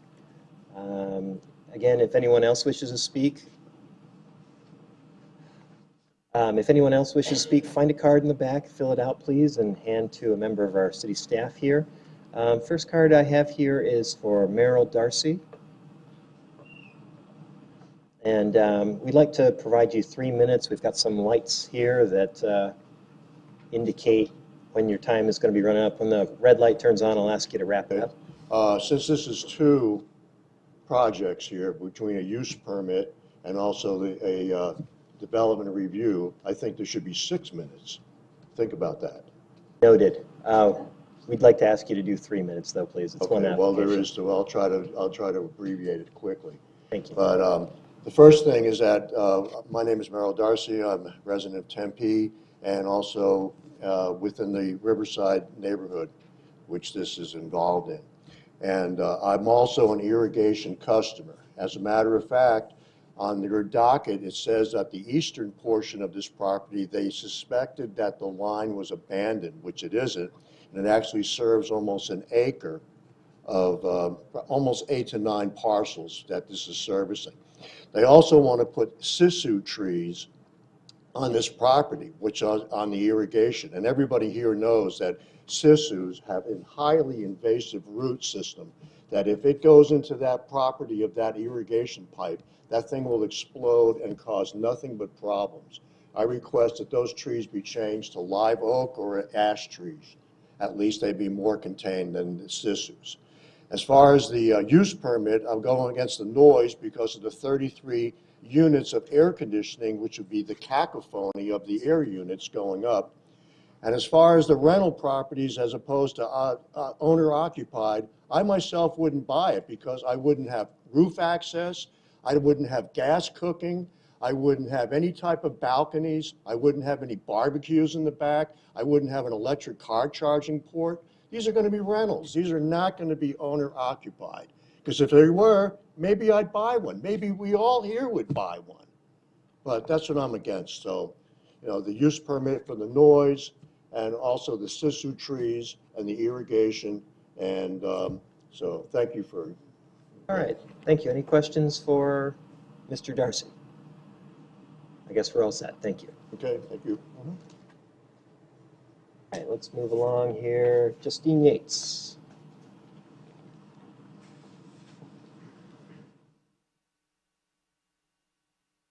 Hello, I'm speaking on behalf of my husband, Philip Yates, and I guess for myself, he's out of town right now, and he's the president of the Riverside community.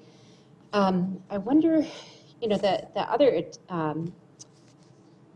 other project earlier in the night had all sorts of attention on design and the way it looked, and it seemed like we just kind of breezed right by that. I hope that you guys give as much attention to this project as you did to this other little project earlier in the evening. I reside on, I would say, it's the southwest corner, so we're basically neighbors of this project, and we've kind of dealt with the onslaught of high density.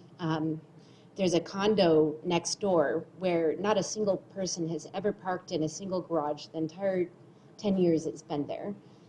There's just cars in front of every unit. People have to beep horns on you know, at all times of night to like be able to pull in there. They park in front of the neighbors, and basically Roosevelt is almost like a single lane road going through there. You know, I think that basically not a single person is going to park in the garages. They're going to be used for ping pong tables and the fraternities that live there. I think a lot more attention needs to be brought to that. Will there be a HOA running this? Could there be something in the CC&Rs where the owners have to park their cars in the actual garages instead of parking in the driveways and along the street? There should be rules about that. We just kind of breezed right by on landscaping and things like that. What's going to provide the single level homes with privacy from the 3-story. We need to discuss a lot more things. So I hope we don't just, you know, decide to pass this and you know, there's a lot of long-term neighbors that live in this community that plan on living here, and you know, this has a big impact on our community. And I believe that the property next door will be the 3rd phase. So there's a property next door that's now a dirt lot. So I'm seeing this kind of as this is the 2nd phase. There will be a 3rd phase after that. I believe the same developer owns the property next door. So we have to kind of keep that all in consideration and be good neighbors, and parking, I think, is my #1 priority. Any questions for Ms. Yates? Thank you. All right. I have a card here for Todd Green.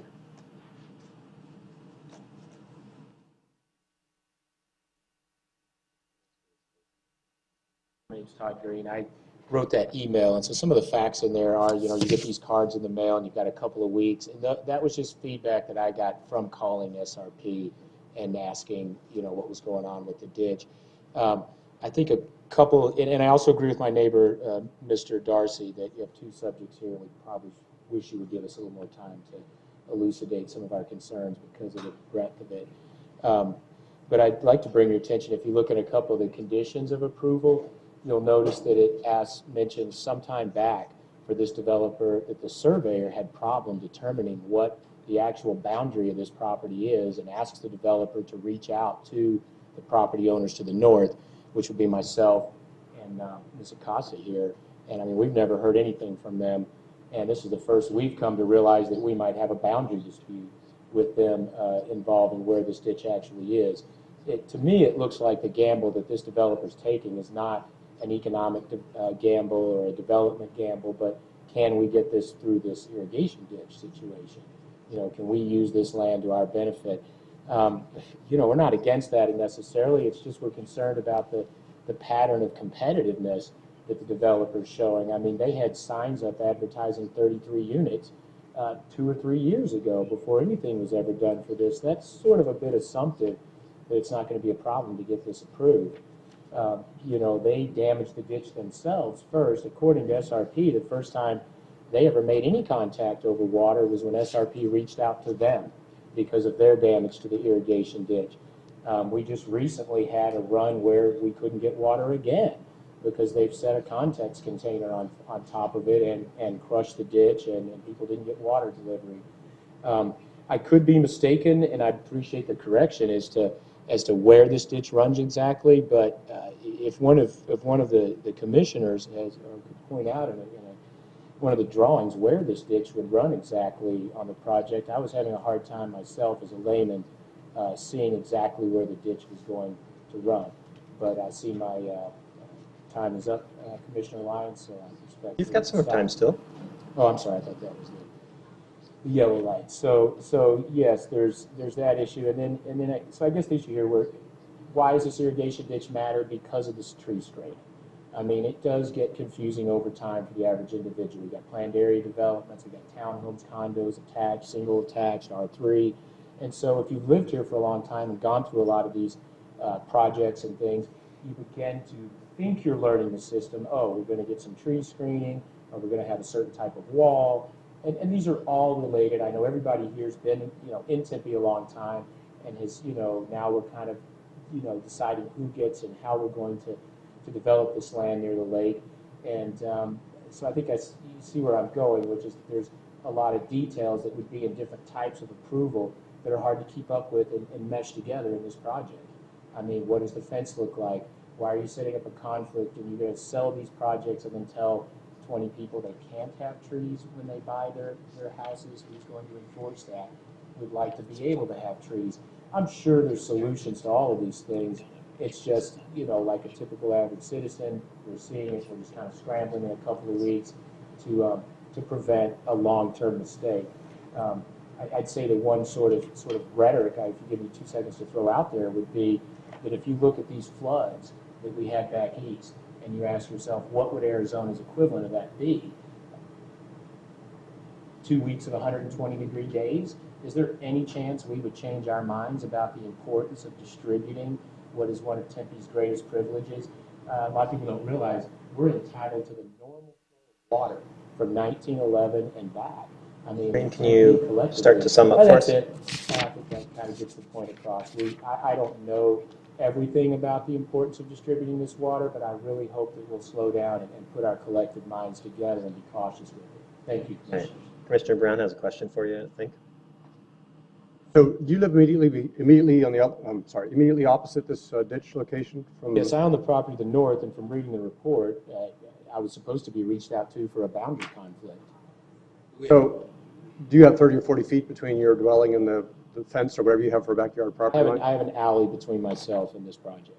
Okay, so I mean, I think the ditch will work out, and I agree there's some impact, but I don't know if that's really the biggest problem we have here. I think the biggest problem might be the height of the 3-story townhouse across an alley from your, I assume, 1-story home? Yeah, it's a small triplex. Are you the individual who wrote your family has owned this triplex for many years? No, that would be this lady here. Well, maybe I'll let her. 1955. I'll let her speak for herself, but I'm more concerned about the impact. You've seen the first row of homes, which is already framed up, is pretty darn tall. And you recognize that what they're proposing to build is a few feet from, I guess there's an alley between your home and this ditch. That's true. And I mean, personally, I'd be happier if it was a 14-story building than a 3-story building, but that's just my opinion. But there's no way to put trees there and screen that is probably why, I'm here today, because, it's, as I mentioned, we're just trying you have at least 20 feet or so of land where you could put trees, or they could put trees for you? You know, I'm not sure where these boundaries are. You know, I could probably put trees on my property, obviously, like a lot of people. Maybe you already have them, but I know in at least one Some, case, an organization that I'm part of offered to plant trees along the backyard for some other people. Oh, that's fantastic. I That was a nice gesture, I think. I appreciate your interest. But I'm trying to grasp how the neighbors feel about the 3-story being right up against the 1-story, and maybe other people are going to speak to that. Right. I mean, most people would prefer not to have a 3-story building. But why did you say you'd rather have a 12-story? Did you say 10-story or 12-story? 14. Why did you say that? That's just a random number. No, I mean, what you're saying, you'd rather have a high-rise? Yeah. Personally, if you're going to put 3 stories up and have it look down my backyard, I would. But that's a little off track for what we're talking about here tonight. I meant it somewhat pejoratively, that I would have preferred to see, you know, sort of a more. It's just a difference of opinion in what we're doing. This is becoming a sea of 3-story condos that looks very similar to the type of housing that I got started in as a photojournalist on the side 20, 30 years ago, which was, you know, just a little 1-story fourplex. I mean, now it's a very progressive, and I mean, we've come a long way since, you know, students living in a 1-story fourplex, but I am surprised at how much they're all looking the same. I do know that this developer was asked by staff to add a more extensive variety of textures or layers or materials, and, you know, again, it's just a pattern of wishing that they would put a little more into what as much into this as what we have as a community. Okay, let's stop there. We got to stay a little more No, on thank point. you. I apologize. No worries. Thank you. All right. So I have, I think, Marta Den. Please. Good night. My name is Marta Dent, and I live north of the proposed area. It's a triplex. It's a condominium. We make it into a condominium. So my sister lives in one. The other one is my aunt. She's 89 years old, and then is my nephew. So we live in that area, and we know that my two concerns are, like, this is a very tall building next to us, looking to a backyard. So if we can do something, it's even taller than, now it's going to be 3 feet taller, something to screen looking into your backyard. I don't know, how do you feel if somebody next to your house builds this big thing and they can start looking every time you walk outside? So it's not an excellent thing to have. So, but we're willing to work if there is some type of a screen, trees, something that just limits the view into the backyard. My other concern is traffic. The Wilson, it's always full of cars in both sides. I approached the city before to see if they can make parking only on one side of the street and limit parking on the other one, because you exit the place and you have to wait till if somebody's coming in the different direction, they have to pull over, let you go, and then they keep going. And that's now, today, without those being built. So the parking conditions is something that the city really needs to look into. When I requested to just forbid parking in one side of the street, they did a survey, and all the people in the area said, like, we need parking in the street because it's more people, because more condominiums. So it didn't pass because of that reason, but it's a hazard. Every time, some people it's impossible to pass when it's only a 1 lane right now. Not today because the students are out. But as soon as the students come back, it just gets so full, so hard, and now we're going to get more. So I think that would be something to consider, to ask more parking spots, because they are rentals. They are going to be, or you might own it, but you're going to rent some of the rooms to students. That's kind of the demographics of the area. So those are my two concerns. Okay. It's a 1-story, and my aunt, she's 89, and she walked out and she's like, oh, they're going to be looking at me every time I walk outside. And I was like, just calm down, we'll see what we can do. But we're willing to work with the developer. So that's it. Okay, so questions for Ms. Den? Okay, well, thank you. Thank you. All right, no other comments? All right, so I will close the public comment section, and let's invite our applicant to respond to those, and then we can do our staff presentation afterwards. Is that all right? This is our new format, so we're working out the kinks. Do you want to do your presentation before they have a chance to respond? We would like to, because there's a few conditions that actually will address some of the concerns that were raised. So if we can. I just had a great idea. Why don't we have Ms. Kaminsky to come and tell us about the project? Thank you.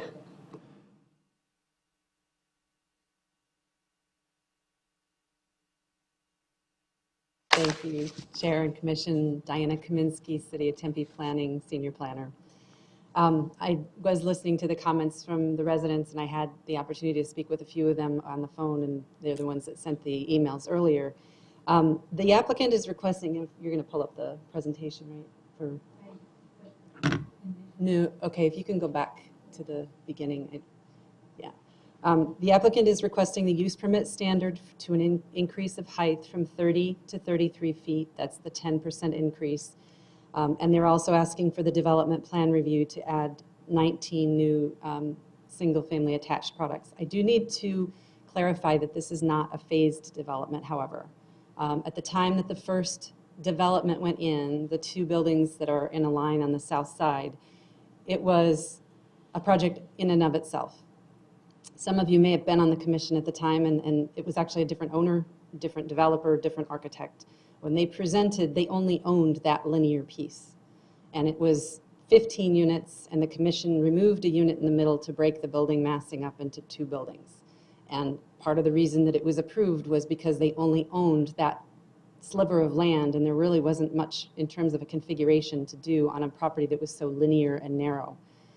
Subsequent to that, the property was sold to a new owner, a new developer, new architect came on board. They did come back to you to have that exact design modified slightly, and that was an approval that you did after the original approval because of the timing and the expiration of the original DPR. After that, they purchased the other property, and now there's a phase. They're calling it a phase, but it is shared with the original development. So I just wanted to clarify that. It is sharing the driveway and the refuse location. Whoops, am I going the wrong way here? The refuse location and the circulation on the site, and they have broken it up with a different configuration of the buildings, and they're tying it in architecturally to the previous design. The biggest issue, as you've heard tonight, is this northern boundary. And I wanted to clarify, and I do have some conditions to go over here. The area that I've shown in red is the area that's like a 20-foot area that Salt River Project is asking for the easement, right? Okay. So does this pointer work on this? Yes, it's actually existing. There we go. Okay. So on the eastern side, which is where the residents who spoke earlier have property, there is an alley here and an alley here, okay? So this alley separates the condominiums and the multifamily up in this area here. The requirement to work with the adjacent property owner on the north was to this property owner here. So the legal description had to do with this northwestern property line that's at an angle, and the original lot was defined in the, and I had our civil engineers review the legal description and walk me through this because it was kind of confusing looking at all the language. But basically it defined the northern boundary of that lot as the southern side of the canal, and the southern boundary of the property to the north as the northern side of the canal, with the name of the canal. So you can imagine two berms and a body of water in between, and then at some point that body of water got turned into a pipe underground and the berm disappeared and it became flat and people put up oleander and fences. But nobody ever went back to redefine legally what that boundary was. So that's what they've been working on, and that was they had to address that with the adjacent property owner to figure out where the two property owner line meet within that. And so they're still trying to work through that as well as the details with that Salt River project. This does affect their landscape plan. It may affect their site plan, and it may affect the use permit standards. And I have a condition to address this. Our requirement is that you have a 10-foot setback from the property line, which they have, a 10-foot setback. But when you go above 30 feet, you have a step back requirement. And that step back requirement is a 1-to-1 ratio. So if you're going 3 feet taller, you would effectively need to set them back 13 feet, or you would need to taper the building back at a 1-to-1 ratio above the 30-foot line. That would affect these 4 units here, and you can see just the corner of this unit, and this unit. I believe this one is probably set back far enough to meet that setback and step back requirement. So the use permit condition number 1 is to allow them the additional height, but subject to the step back requirement. So they need to resolve that design for those buildings on the north side as it would pertain to the step back. For the other conditions, number 3, the rear yards and landscape areas used for on-site water retention shall not be modified to affect site drainage and water retention. This is kind of for future owners, so somebody doesn't go in and decide to modify their backyard that would affect any drainage through the site. They may be able to put in pavers, but they can't put in berms or other things that would impact the drainage. Number 4, the north property line, which is what we talked about, they need to have a sealed signed exhibit with an agreement from the property owner to the north that shows the establishment of where the property line is, and then working with Salt River Project on where the fence line would go. And the fence details, they have proposed a CMU wall at whatever the property line boundary is, but then there would be the interstitial picket fence, steel picket fence between the yards on the north side where that easement would be placed. So those panels could be removed for access for the irrigation line. Number 6, the refuse and recycling containers shall be stored within the garages. On collection day, refuse containers must be placed out on the designated locations. We'll go back to the site plan here. So all along this area here is a design detail that makes sure that every resident, because there isn't room on the street front to do this, this is a private drive, has a designated addressed location for their can for enforcement by the HOA to make sure that those cans are not left out all the time. Number 12, that the units on lots 15, 16, 28, 29, and 33 are designed to have more prominent orientation to the street. So it's the units here, here, and over here. The applicant did work with staff in trying to provide a front door and a canopy and something that would have more of a front porch feel. However, when management reviewed this, they did not feel that it met the design intent that we had hoped for. So we're asking that they continue to work with staff in addressing the street frontage and provide something that's more in character with the area. Number 17 has to do with lighting levels, and we're actually trying to work through some code changes in the future that would provide some single-family lighting that provides safety, for instance, in the areas where the mailbox is located in the guest parking spaces. This is kind of a new frontier where you have a multifamily zoned site, but it's used as single-family, and we want to have a more subdued lighting level for certain areas. So we're not requiring that every garage light be left on all night, but that they have some control over their individual units, and then that there's on-site lighting that helps address some of the safety issues. So we've got some different standards for the lighting levels. The landscape, number 18, coordinate the landscape material perimeter with Salt River Project. They had originally shown trees on that north side as a buffer to the north. At this point, I don't know that they will be able to get trees, but there is an improved plant list that Salt River Project has worked with on other sites. So it may be tall shrubs or something else that can provide some kind of a buffer. We're hoping to get some kind of landscape treatment along that side, but recognizing it is within the line of the irrigation. The resident that spoke earlier, I believe, was talking about a condition that we have on this Wilson side, and that is to verify the location and ownership of the underground private irrigation line along Wilson. They've done some potholing. They had their surveyors go out to the site, and they've had some trouble locating that line. So we wanted to give them the opportunity to continue to research, find who the owners are. And they do have to have street trees along here, but it may mean that they have to move the trees back. They may have to change the species of them because they would need to work with the private owners of that line and meet their design expectations for landscaping in that area. So that's condition number 19. And then number 20 was a condition that was a carryover because this is now part of that original development. They're showing the landscaping that was part of the south side perimeter that was required as a buffer to the residents to the south. So this condition was something that carried over from that original entitlement, that they have to maintain those trees in the backyard, they can't remove them. There was also a concern about the garages not being used as storage or making sure that they're used for vehicles. We have a standard bullet item, and I apologize that I didn't put it in the numbered section, but I'll read this off to address the concerns about CC&Rs. This will be managed by an HOA, and the owners shall provide a continuing care and covenant that needs to be reviewed by our legal department as well as myself. And the use of the garage shall be used for primary purpose of parking, not to be used primarily as storage or other uses. Trash and refuse containers shall be stored out of public view except on collection days.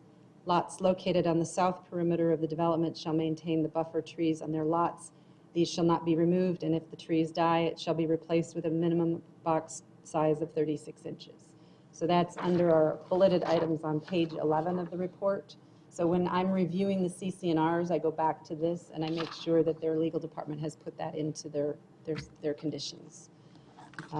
So staff is recommending approval of the requested entitlements subject to all of the conditions of approval we've listed based on the plans that were submitted and recognizing that we still have some work to do with the north side and Salt River project. Be happy to answer any questions. That was impressive. Well done. Questions for Ms. Kaminsky? Vice Chair DiDomenico. The one condition that you didn't talk about is, or condition of approval, was guest parking. Staff feel comfortable with the 13 spaces that are being provided now, given the configuration of the garages and guest parking? When the first development came in, it's hard not to use the word phase, they had, I think it was 6 guest spaces parallel along the north side of the drive to serve the 14 units. So that was kind of the ratio that they had.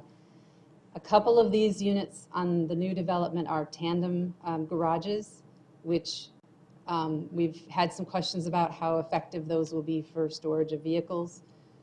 They have increased the number of guest spaces. Our recommendation, as you may have seen in the site plan review, was that they remove the 2 tandem units right here next to the pool area and open this up to provide more open space as well as more guest parking. So that was a recommendation that we made through the site plan review process. However, we didn't feel strongly enough about it to put it in as a condition of approval. We left it to the developer to decide whether or not they were willing to take that suggestion through the site plan review process, and they chose not to. Much to your surprise, I think was what you were going to say. But you guys have eliminated units before, so. Okay, Commissioner Lloyd. The parking rule that you just referenced to go in the CC&Rs, does that exist in the original development? Well, now that it's CC&Rs for the whole HOA is 33 units. So it has to apply to everyone. So that will apply to the Correct. Existing Yes. units? Because they have shared drive, shared refuse, shared guest parking. It is effectively becoming one development. And I know there was reference to a third phase. That is not even connected to this site. So it can't be a third phase. It has to stand completely on its own. So the association then in turn should now, assuming that if this were to move forward, would then enforce those existing units to park in their garages? Yes. And those have not been built yet, so it's under construction. Okay. Then so the parking problem on the street is coming from other developments that are in the area? The parking problem yeah, so if you imagine that this originally had 3 houses and you're putting 33 houses. So if you compound that with every infill project we have, taking a small lot that has 1 or 2 units and maximizing the density that's allowed by zoning, and not having the street frontage, because now you have driveways with site visibility. You know, you're limited to maybe a car here, maybe a car here, and maybe a car here, whereas you had much more availability before adding the driveways. So over time, this is incrementally squeezing out the available parking that was there to the residents who had driveways and on-street parking. Thanks. Commissioner Johnson, please. There's been concern from several neighbors about screening, and I think they have a good point on the north side. A 3-story building next to a 1-story, you know, I mean, most projects, like on the south boundary, you do have those trees that are required. Understandable, right of way, SRP's right of way, I wouldn't imagine they would allow trees in that area. But is there a stipulation we could add that would be for the developer to work with the properties to the north to address screening, whether that be trees or some other effect, once those land issues are worked out? So on the east side, the difficulty is that we have the 20-foot alley due north. So there really isn't, you have the alley and then you have the SRP easement that's shown in red. There are a But few what about places. the property, the northern property itself? If they were to add some trees onto. Oh, onto their property. Onto their up- property, up right, here? yes. Uh-huh. That would be something we could, you can ask the developer. I mean, we would have to have permission of those property owners to do Sure, that. of course, Sure. yeah. You can talk to them. Okay, thank you. Yeah. Summers. I share Commissioner Johnson's concerns with the buffer. That's something that we ask every developer who comes in to do a project that's adjacent to a single-family use to do. And I hear the game plan here, and it kind of goes like, we're going to figure out where the property line is, then we're going to figure out what SRP will accept, and then we're going to figure something out. And I'm just having a real hard time with that. What I'm used to seeing is take the property line, back off the easement, and then create a 10-foot buffer at that point. So I'm having a real hard time with changing how we look at things, because we've upheld this kind of an approach on so many other projects, and we're being asked to do something a little different here that I'm not very comfortable with. I do need to clarify that this is not a requirement for the buffer. So the properties to the north are multifamily uses. The requirement by code is when you have a multifamily development going in next to a single family. In this case, you actually have single family going into adjacency with multifamily. The difference being the difference between single family multifamily versus single story multi-story. The code isn't written to address a multi-story building. If these were 30 feet tall, they could go right next to a 30-foot tall single-family house. So the buffer is not a requirement of code, but it is obviously something that would be desirable for quality of life, and working around the easement is something that they need to figure out. Just a clarification then, if I could. The property on the east side, I understand the condo, it's GID. On the west side, I thought that was a single-family use, regardless what the zoning is. I believe it is multifamily. I think I checked it was a duplex. But I'd have to go back to, I did check those properties before. Okay, thank you. Commissioner Brown. Commissioner Summers, if you look at attachment number 3, you can see that it certainly appears that there's a single-family dwelling on the property with the skewed property line. And there's really no side yard that I was talking about would be a great place to place trees because of the alley and the configuration of the dwellings that Ms. Dent and Acosta live in.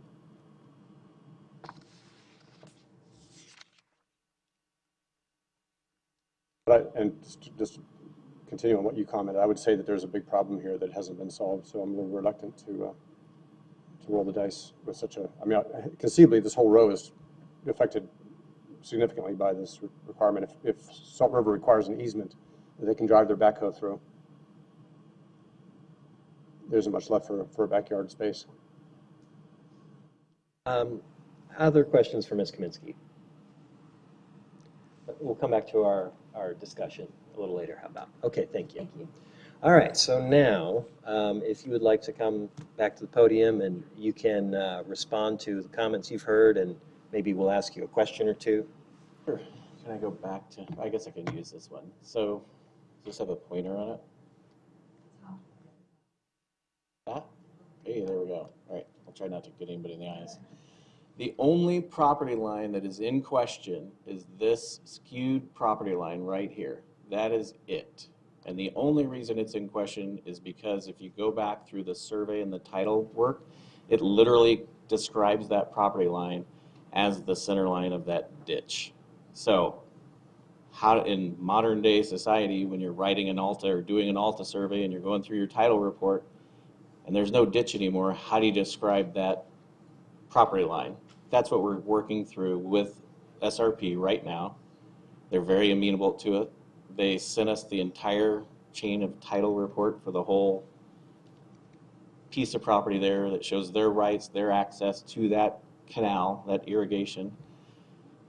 And so we're just establishing that property line with SRP. It's not moving, it's not going anywhere. The easement is already there. The easement already exists on all of those properties in that whole area by SRP. You know, we're not trying to mess anything up. If anything, we are replacing that pipe that is 50 years old and broken. And we're putting in a brand new pipe and 2 new irrigation structures and a whole new manhole to access that thing at a cost of $120,000, which is, you know, a lot of money, and we're not even going to use the irrigation. So it's just kind of a bonus, I guess, of having that piece of property. But so, yes, it sounds like a big can of worms, but in reality, the guys at SRP are being very helpful. We're working through it. It's just basically assigning meets and bounds to what already is there and getting it officially recorded. With regards to the adjacency to the other properties, as Diana pointed out, we're actually single family. The property on the northeast is actually GID, which would allow a 35-foot height. Currently it's not 35 feet, but someday it could be. We tried to be very cognizant of how we oriented our buildings. I was trying to describe that. Our balconies actually go east-west. They do not face due north to those properties. Those properties actually, that is their gable end walls of each of those units. So our window that looks out that way is actually looking at a gable end wall.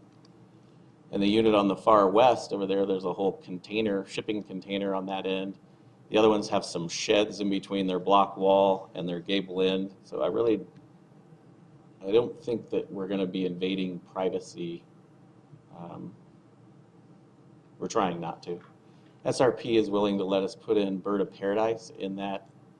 That's part of the plant list they're working on, which can get up to 15 feet tall.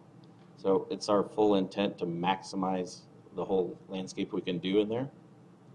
And then, the other item was on the northwest corner over here.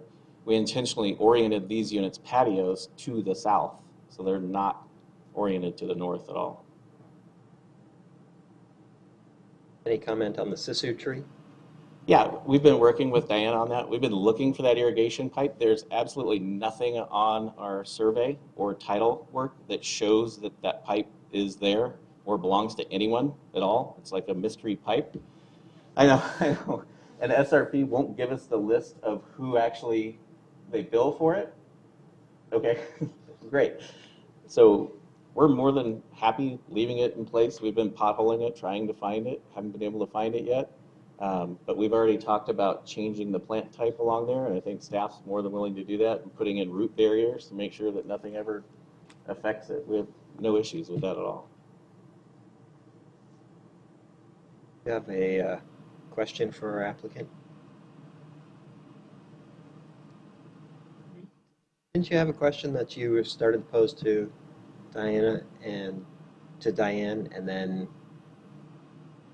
Well, I think my question was regarding screening trees, working with the north property owners, and I think he's responded to that.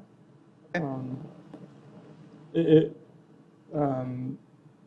I think your argument is that there is no need for additional screening. Is that correct? No, I'm not saying that. I'm saying we've done our best to mitigate any feelings of intrusion with the way we've oriented the buildings, having them in an east-west direction, and we fully intend on landscaping as much as SRP will allow us within that easement.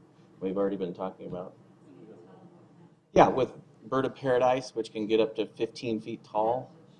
Right, not the shrub part. Right. Right. What were the other ones, Brandon?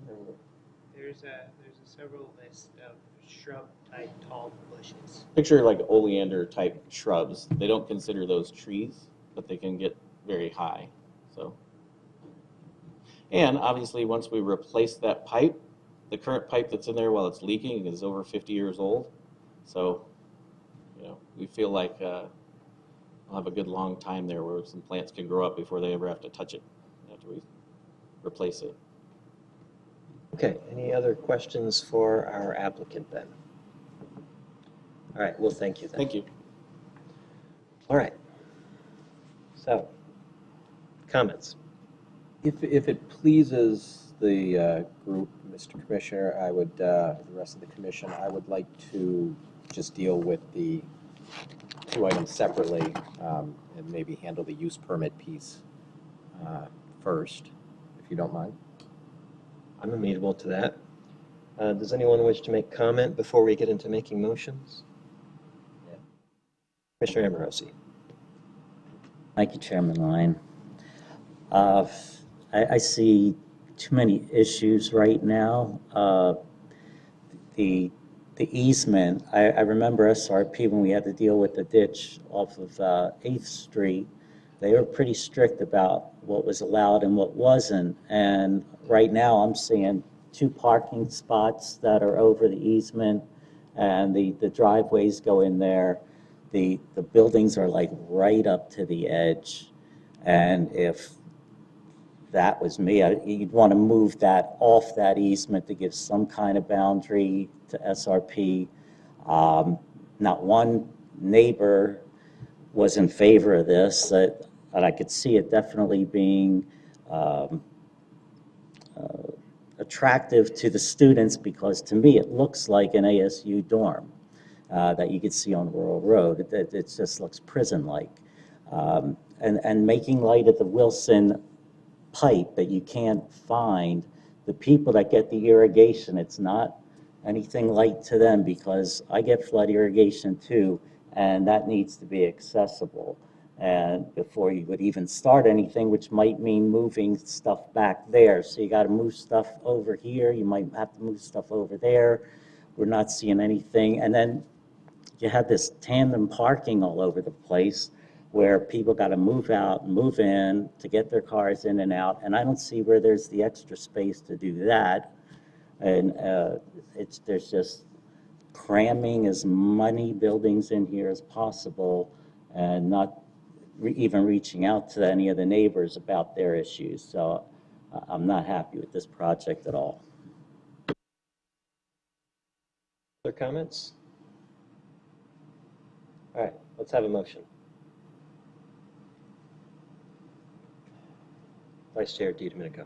I'd like to just take the use permit, the piece that I think isn't affected by the boundaries or at least the conditions of approval in the DPR that staff had suggested deal with the extra height if it was to be granted. I don't really have an issue with the extra 3 feet or the 10% variance. So I'm going to move for approval of the use permit standard increase from 30 feet to 33 feet on PL 170380. All right, motion to approve the use permit standard. Do I hear a second? Second. All right. Motion approved from Vice Chair DiDomenico and seconded from Commissioner Sumners. All those in favor by show of hands, please. Those opposed? Okay, that motion passes 5-2 with Commissioners Brown and Amorosi in dissent. Shall we have a motion on the DPR? Or a comment, if that's what we prefer. We're going to have to do something. Mr. Chair. Commissioner Sumners. Motion to continue PL 170380 so that the applicant has time to redo the DPR to address some concerns raised tonight. Okay. Do I hear a second? I have a question.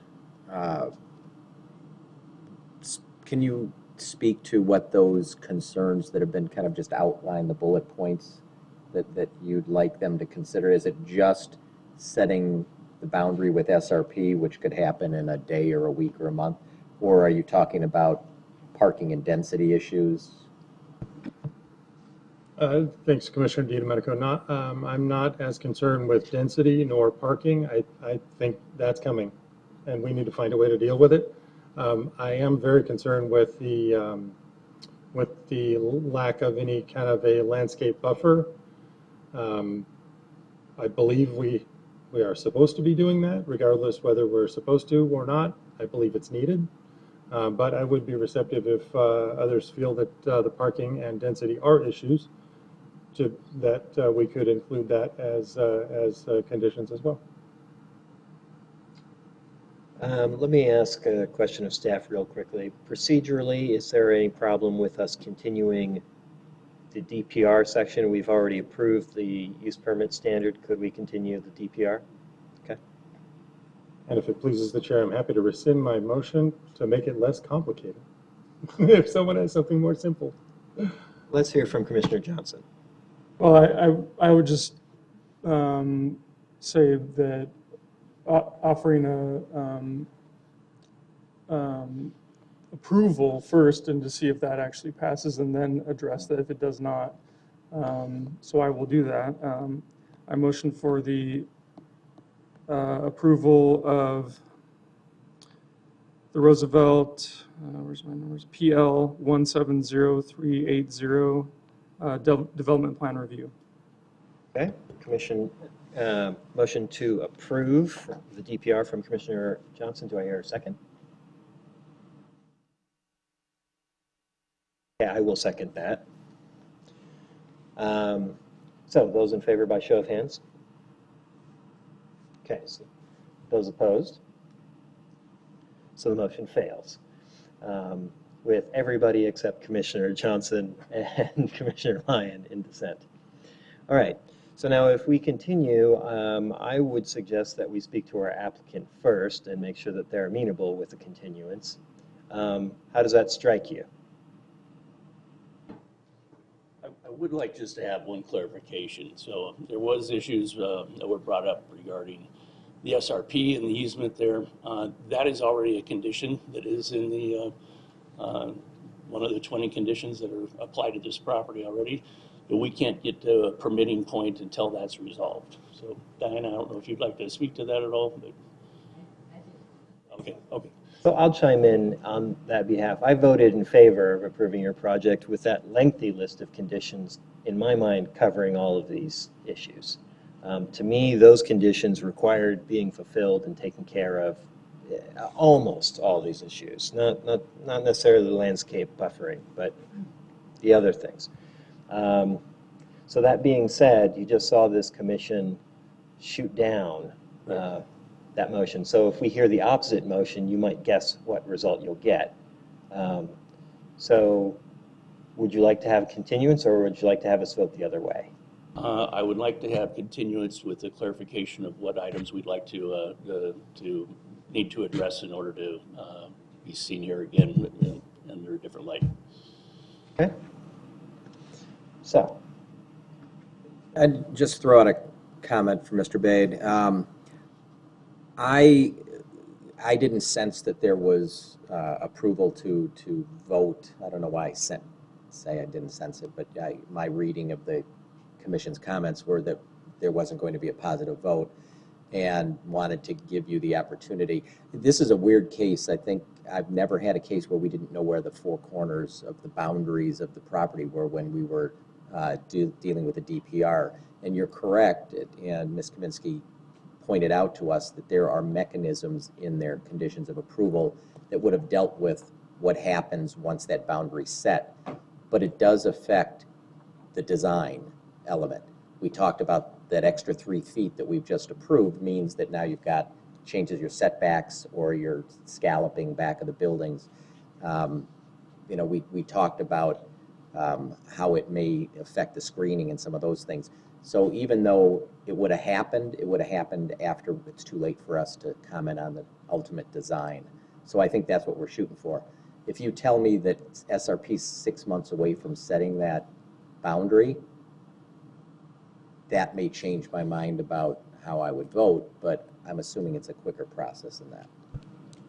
We've been told that their design process is 4 months just in their design process. So when they're going through and dictating to us what our requirements are, we won't necessarily know about those for that period of time. So I don't have control over that process, but that's what we've been told is their time frame. To establish their design work. So their requirements as far as upgrading their system and what that design actually is. So there's a process that you go through and you sign off, and we give them money to set their design, and that design goes in the process. But how long do you think before they actually decide what the center line of the trench that isn't a trench anymore is?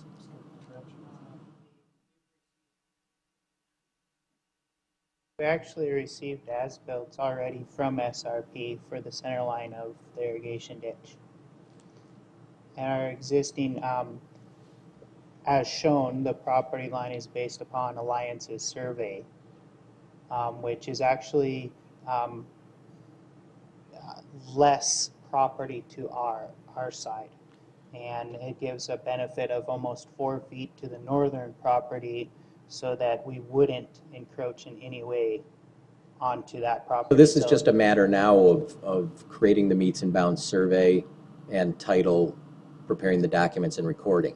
Yeah, the survey's actually already been completed. It's just how that diagonal property line was established was from the south side of the ditch and the north side of the ditch. So basically it was established by Alliance by connecting the center line of the existing structure basically at the turning point and then on the other side of Roosevelt. So yeah, we have a survey. It's in the title report. It's just a note of how it was established. Okay. So you could get that figured out and tweak the design pretty quickly. It's already established. Answer yes. So yes.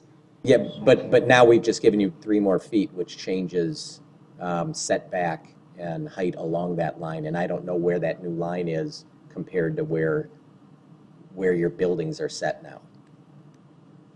The setback line would stay the same. It's just how the building would articulate back.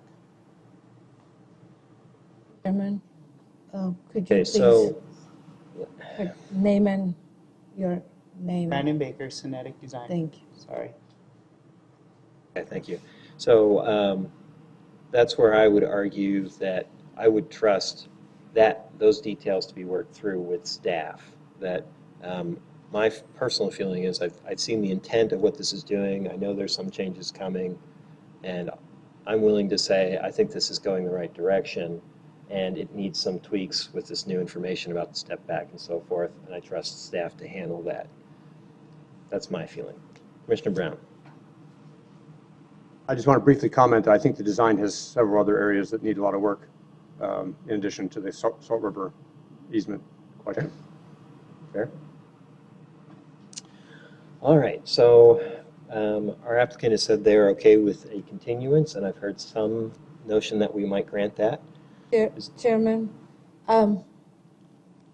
staff really, I think it would be very helpful for staff as well as the applicant if we can understand what design concerns, because we did bring it to a study session some time ago, and it is very difficult for us to determine what you would like us to work with the applicant on unless we know the specifics of it, because that's one of the intent of bringing these things to study session, to get some feedback on design so we can work together on that.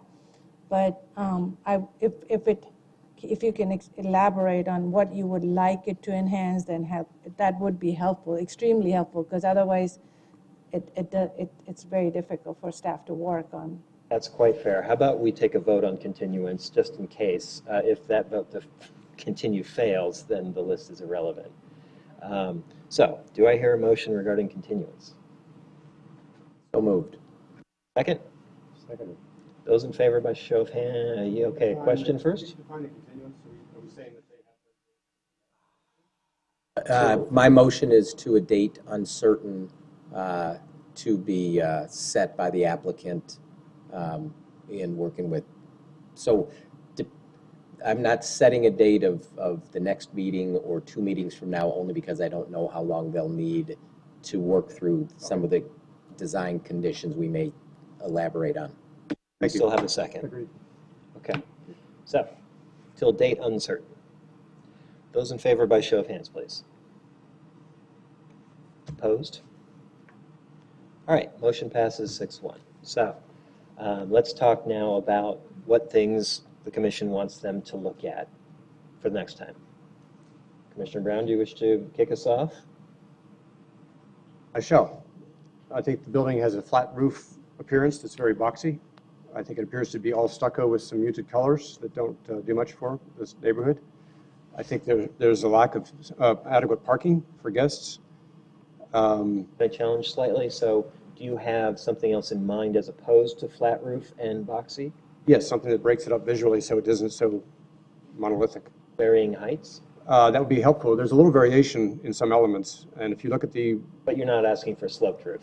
No, because we've seen some projects, I've seen some projects on 5th Street, for example, further west, which are very attractive. I'm not sure if they have this density, but they're the kind of townhouse that I wouldn't mind moving into.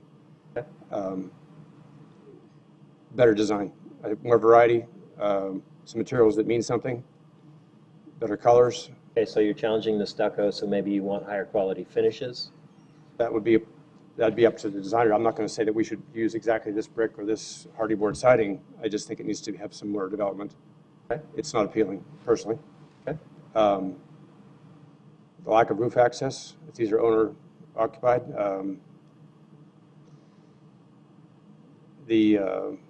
Mentioned parking. There's a series of backyards that are collected in convoluted ways, so that apparently if you have an emergency or a problem, you have to go through someone else's patio. I don't see how that works if they left their hot tub and their barbecue sitting there.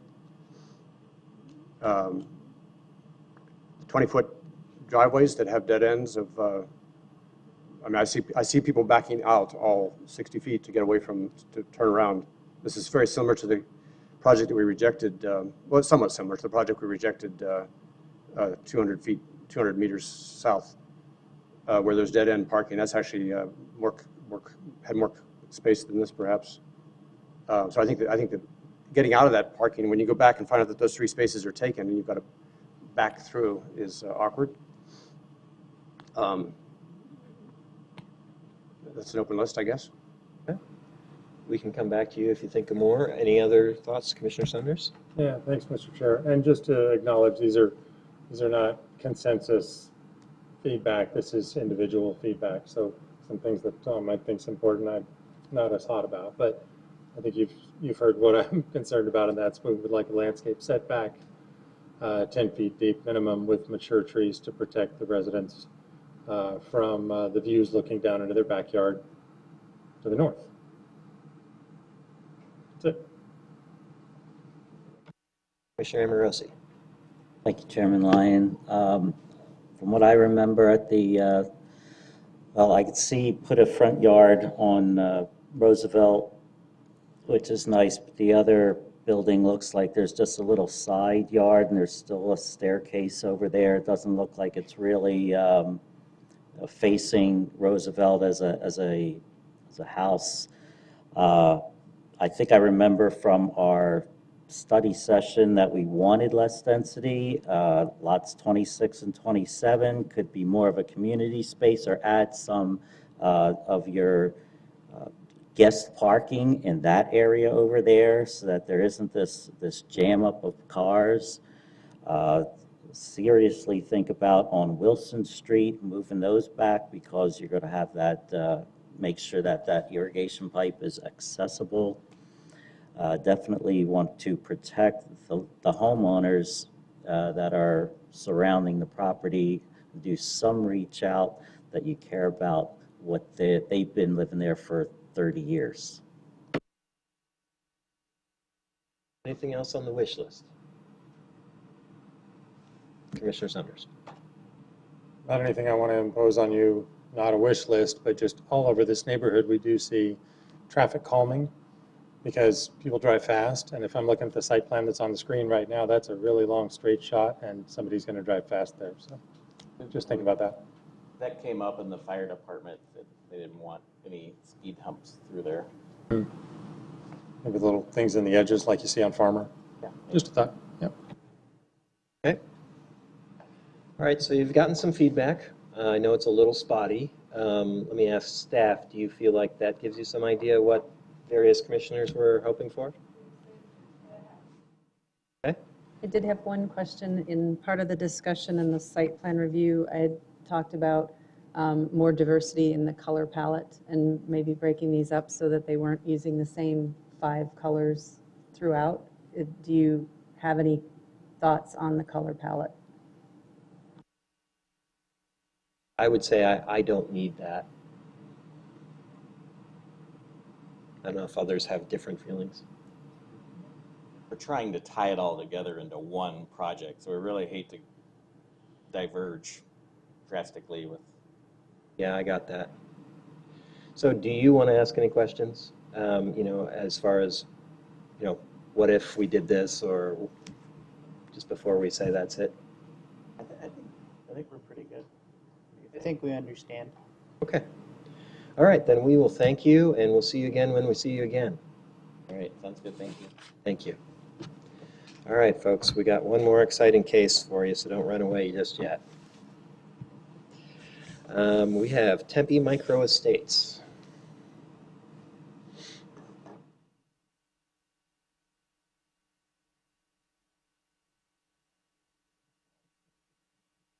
Everybody gets their turn. Yeah.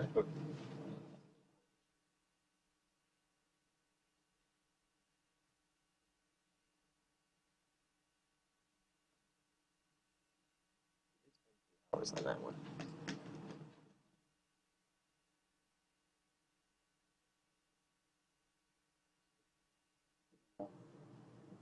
It should. Okay, thank you very much.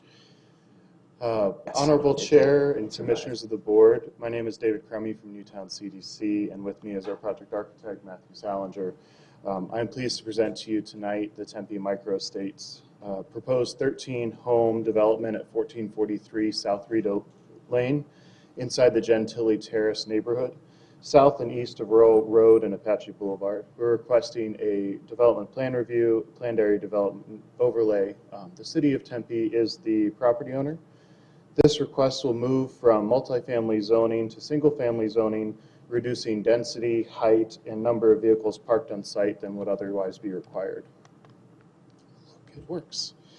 The site is conveniently located to light rail, streetcar, bike routes, bus routes, and many other amenities in the neighborhood. The vacant property is located just south of Spence at the dead end of Rita Lane, adjacent to the Union Pacific Phoenix subdivision. Immediately to the north are the vacant lots, zoned multifamily residential that will soon have a 3-story container housing on it.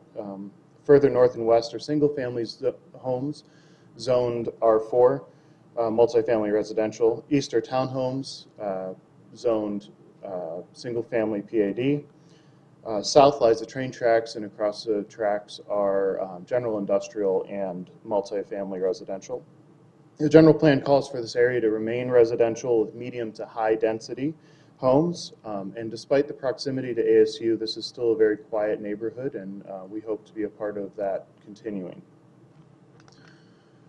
The neighborhood varies from small one-story single-family homes and duplexes to larger 4- and 5-story apartment complexes. Many of the single-family homes and duplex homes were built in the 50s and 60s, and the apartments were being built in the 70s through today. And so, Matt, if you want to take over. Hi, Commissioners and Chairman. I'm Matthew Salinger. I actually live about a half mile away from the site to the east in Hudson Manor at 1614 East Cedar Street. So I'm really familiar with this area and have been for almost 20 years living in this neighborhood. So the site plan, what we mainly wanted to do is to create a really efficient site that could open up the maximum amount of central area to create a sense of community at the center of this micro neighborhood. And to do that, we push the parking up into the north end of the site where Rita comes down and keep the parking up there and then along Rita with a hammerhead turnaround at the end so that we could maximize that area. The houses are extremely small. They're 560 square feet each except for the ADA unit, which is 600 square feet. They're predominantly detached with the exception of 2 houses that are attached, you can see at the southwest corner of the site, and the ADA unit attached to the community space on the sort of west-north side of the site. The orientation of the community around the central space creates not just a sense of community, but something that is very safe, where there's eyes always outside of the units into the community space. The community building is placed up by the parking along Rita to become the public face of the project. The landscape referenced the character area study. And if we go to the next slide. So these are the 2 perspectives along the street. What you see is that we have all the buildings are 1 story. The tallest building, if I remember right, I think it's 16 feet tall, which would be the community space that you can see there in the image on the left.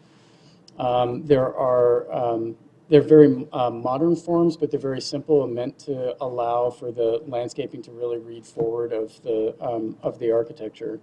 The streetscape, which you can see, the street Rita Lane on the right-hand image terminates with a really low gate, and that allows for a sense of privacy, but also kind of a welcoming environment. It's not a tall 6-foot, 8-foot type of gate. It's just 3 foot 4 inches tall. The street elevations you can see on the top, that's the community building and ADA unit. It's clad with rusted corrugated metal, which actually we were designing that before the container project was under design, and we didn't know what it was going to be, but it's great that they kind of line up with their materiality and their appearance. The ADA unit, which is attached to it, is 600 square feet. The community building itself is 900 square feet. It's a 1,500 square foot building, which is about the size of some of the houses on the street. Everything on this property we're designing is quite small. You can see to the north of the community building on that West Street elevation, that's the parking area with a screened off refuse area. What you see on the bottom left of the image is the standard single family house unit.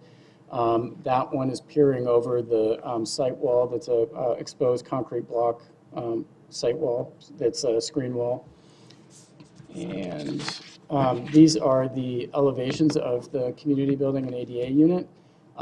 They will have a really heavy 2-hour rated fire separation wall between them, but they appear to be one building from the outside. There are 2 outside seating areas from the community building. Both of them address the street so that there are eyes on the street and vice versa. Let's see. I'm going to try and go through this. It's been a long evening. I'm trying to get through it quickly. The standard units, they have what we call a landscape postcard in front of them. Each one of them has a different set of the same kind of palette of plants. And that is meant to create a slightly different image for each of the houses. We also designed using concrete fiber panels and using some of the same colors and then some different colors mixed in a pattern that's based on the patterns that you might find in nature that sort of blend three colors together. Those colors change from unit to unit, and the way that they are arranged allows for the entry, which actually, if I go back for a moment, you can see on the front patio entry, there's kind of a square shape that becomes the entry into your patio and then unit. Those you can see in the site plan with the red boxes on them. And then you can see the way that the elevations just below that with the three elevations in a row.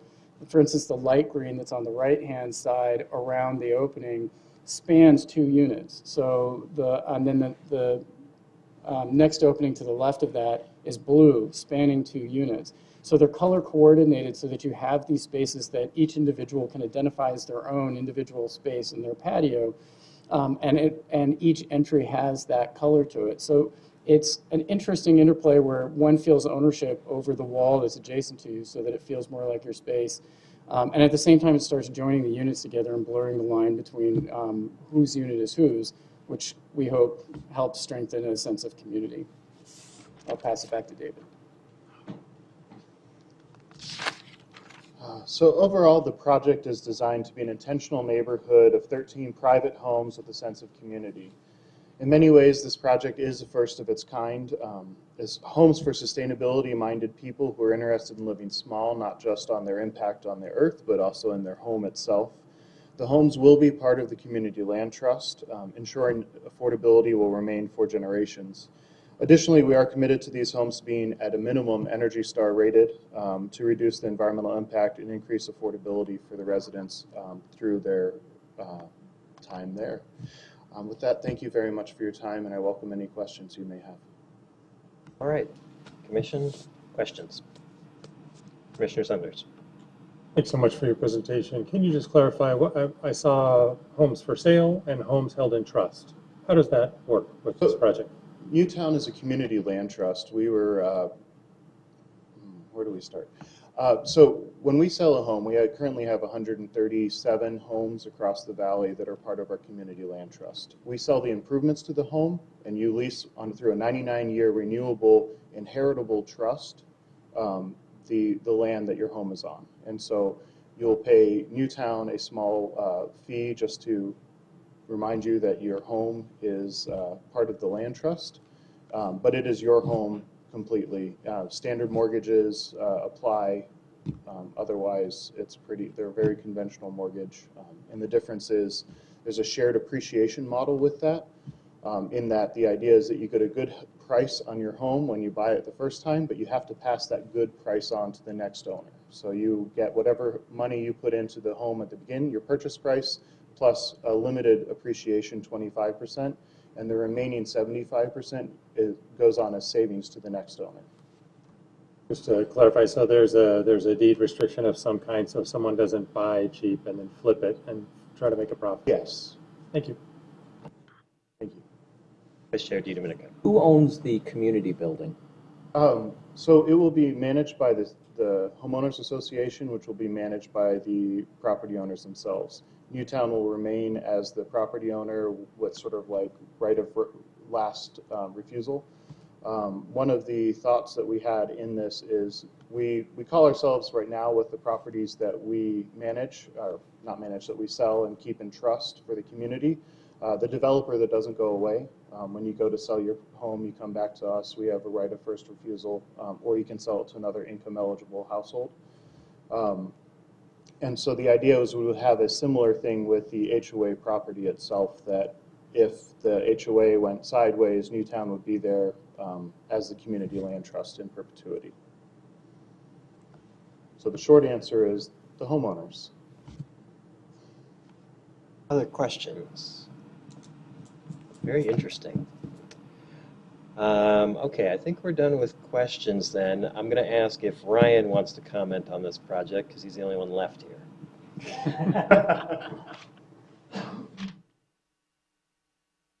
We can give you 3 minutes. Thank you, Commission members. I'd just like to say this is a long time coming. We've had this RFP out a couple of years, part of a working group with Councilmember QB and others. And so this spawned a response to do something creative here, something unique. We're talking about smaller affordable housing units on city-owned property currently. The recipient of that award was Newtown CDC, and we're glad to see this project come to fruition. Very good, thank you. Any questions for Mr. Levesque? Okay. So we will invite Diana Kaminsky.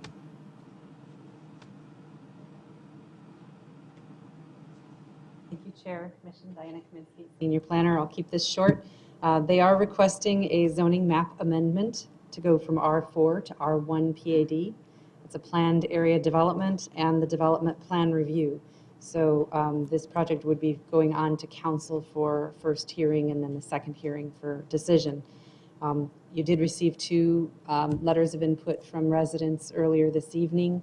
I did not receive any follow-up communications with them since the neighborhood meeting in December. So those emails were things that I had from over a year ago. We do have some unique conditions of approval. There's a requirement for a public access easement on the parking drive to be recorded on the subdivision plat to allow public use of the drive as part of the turnaround and circulation. This was a part of a design solution. If we can go to the site plan. So when you're coming down Rita, it obviously dead ends at the gate here. There's some parking spaces here, but the idea would be that you'd have the ability to turn around, you know, a moving truck, a fire truck, refuse truck can all turn around in this drive here. So we have a requirement for a public access easement.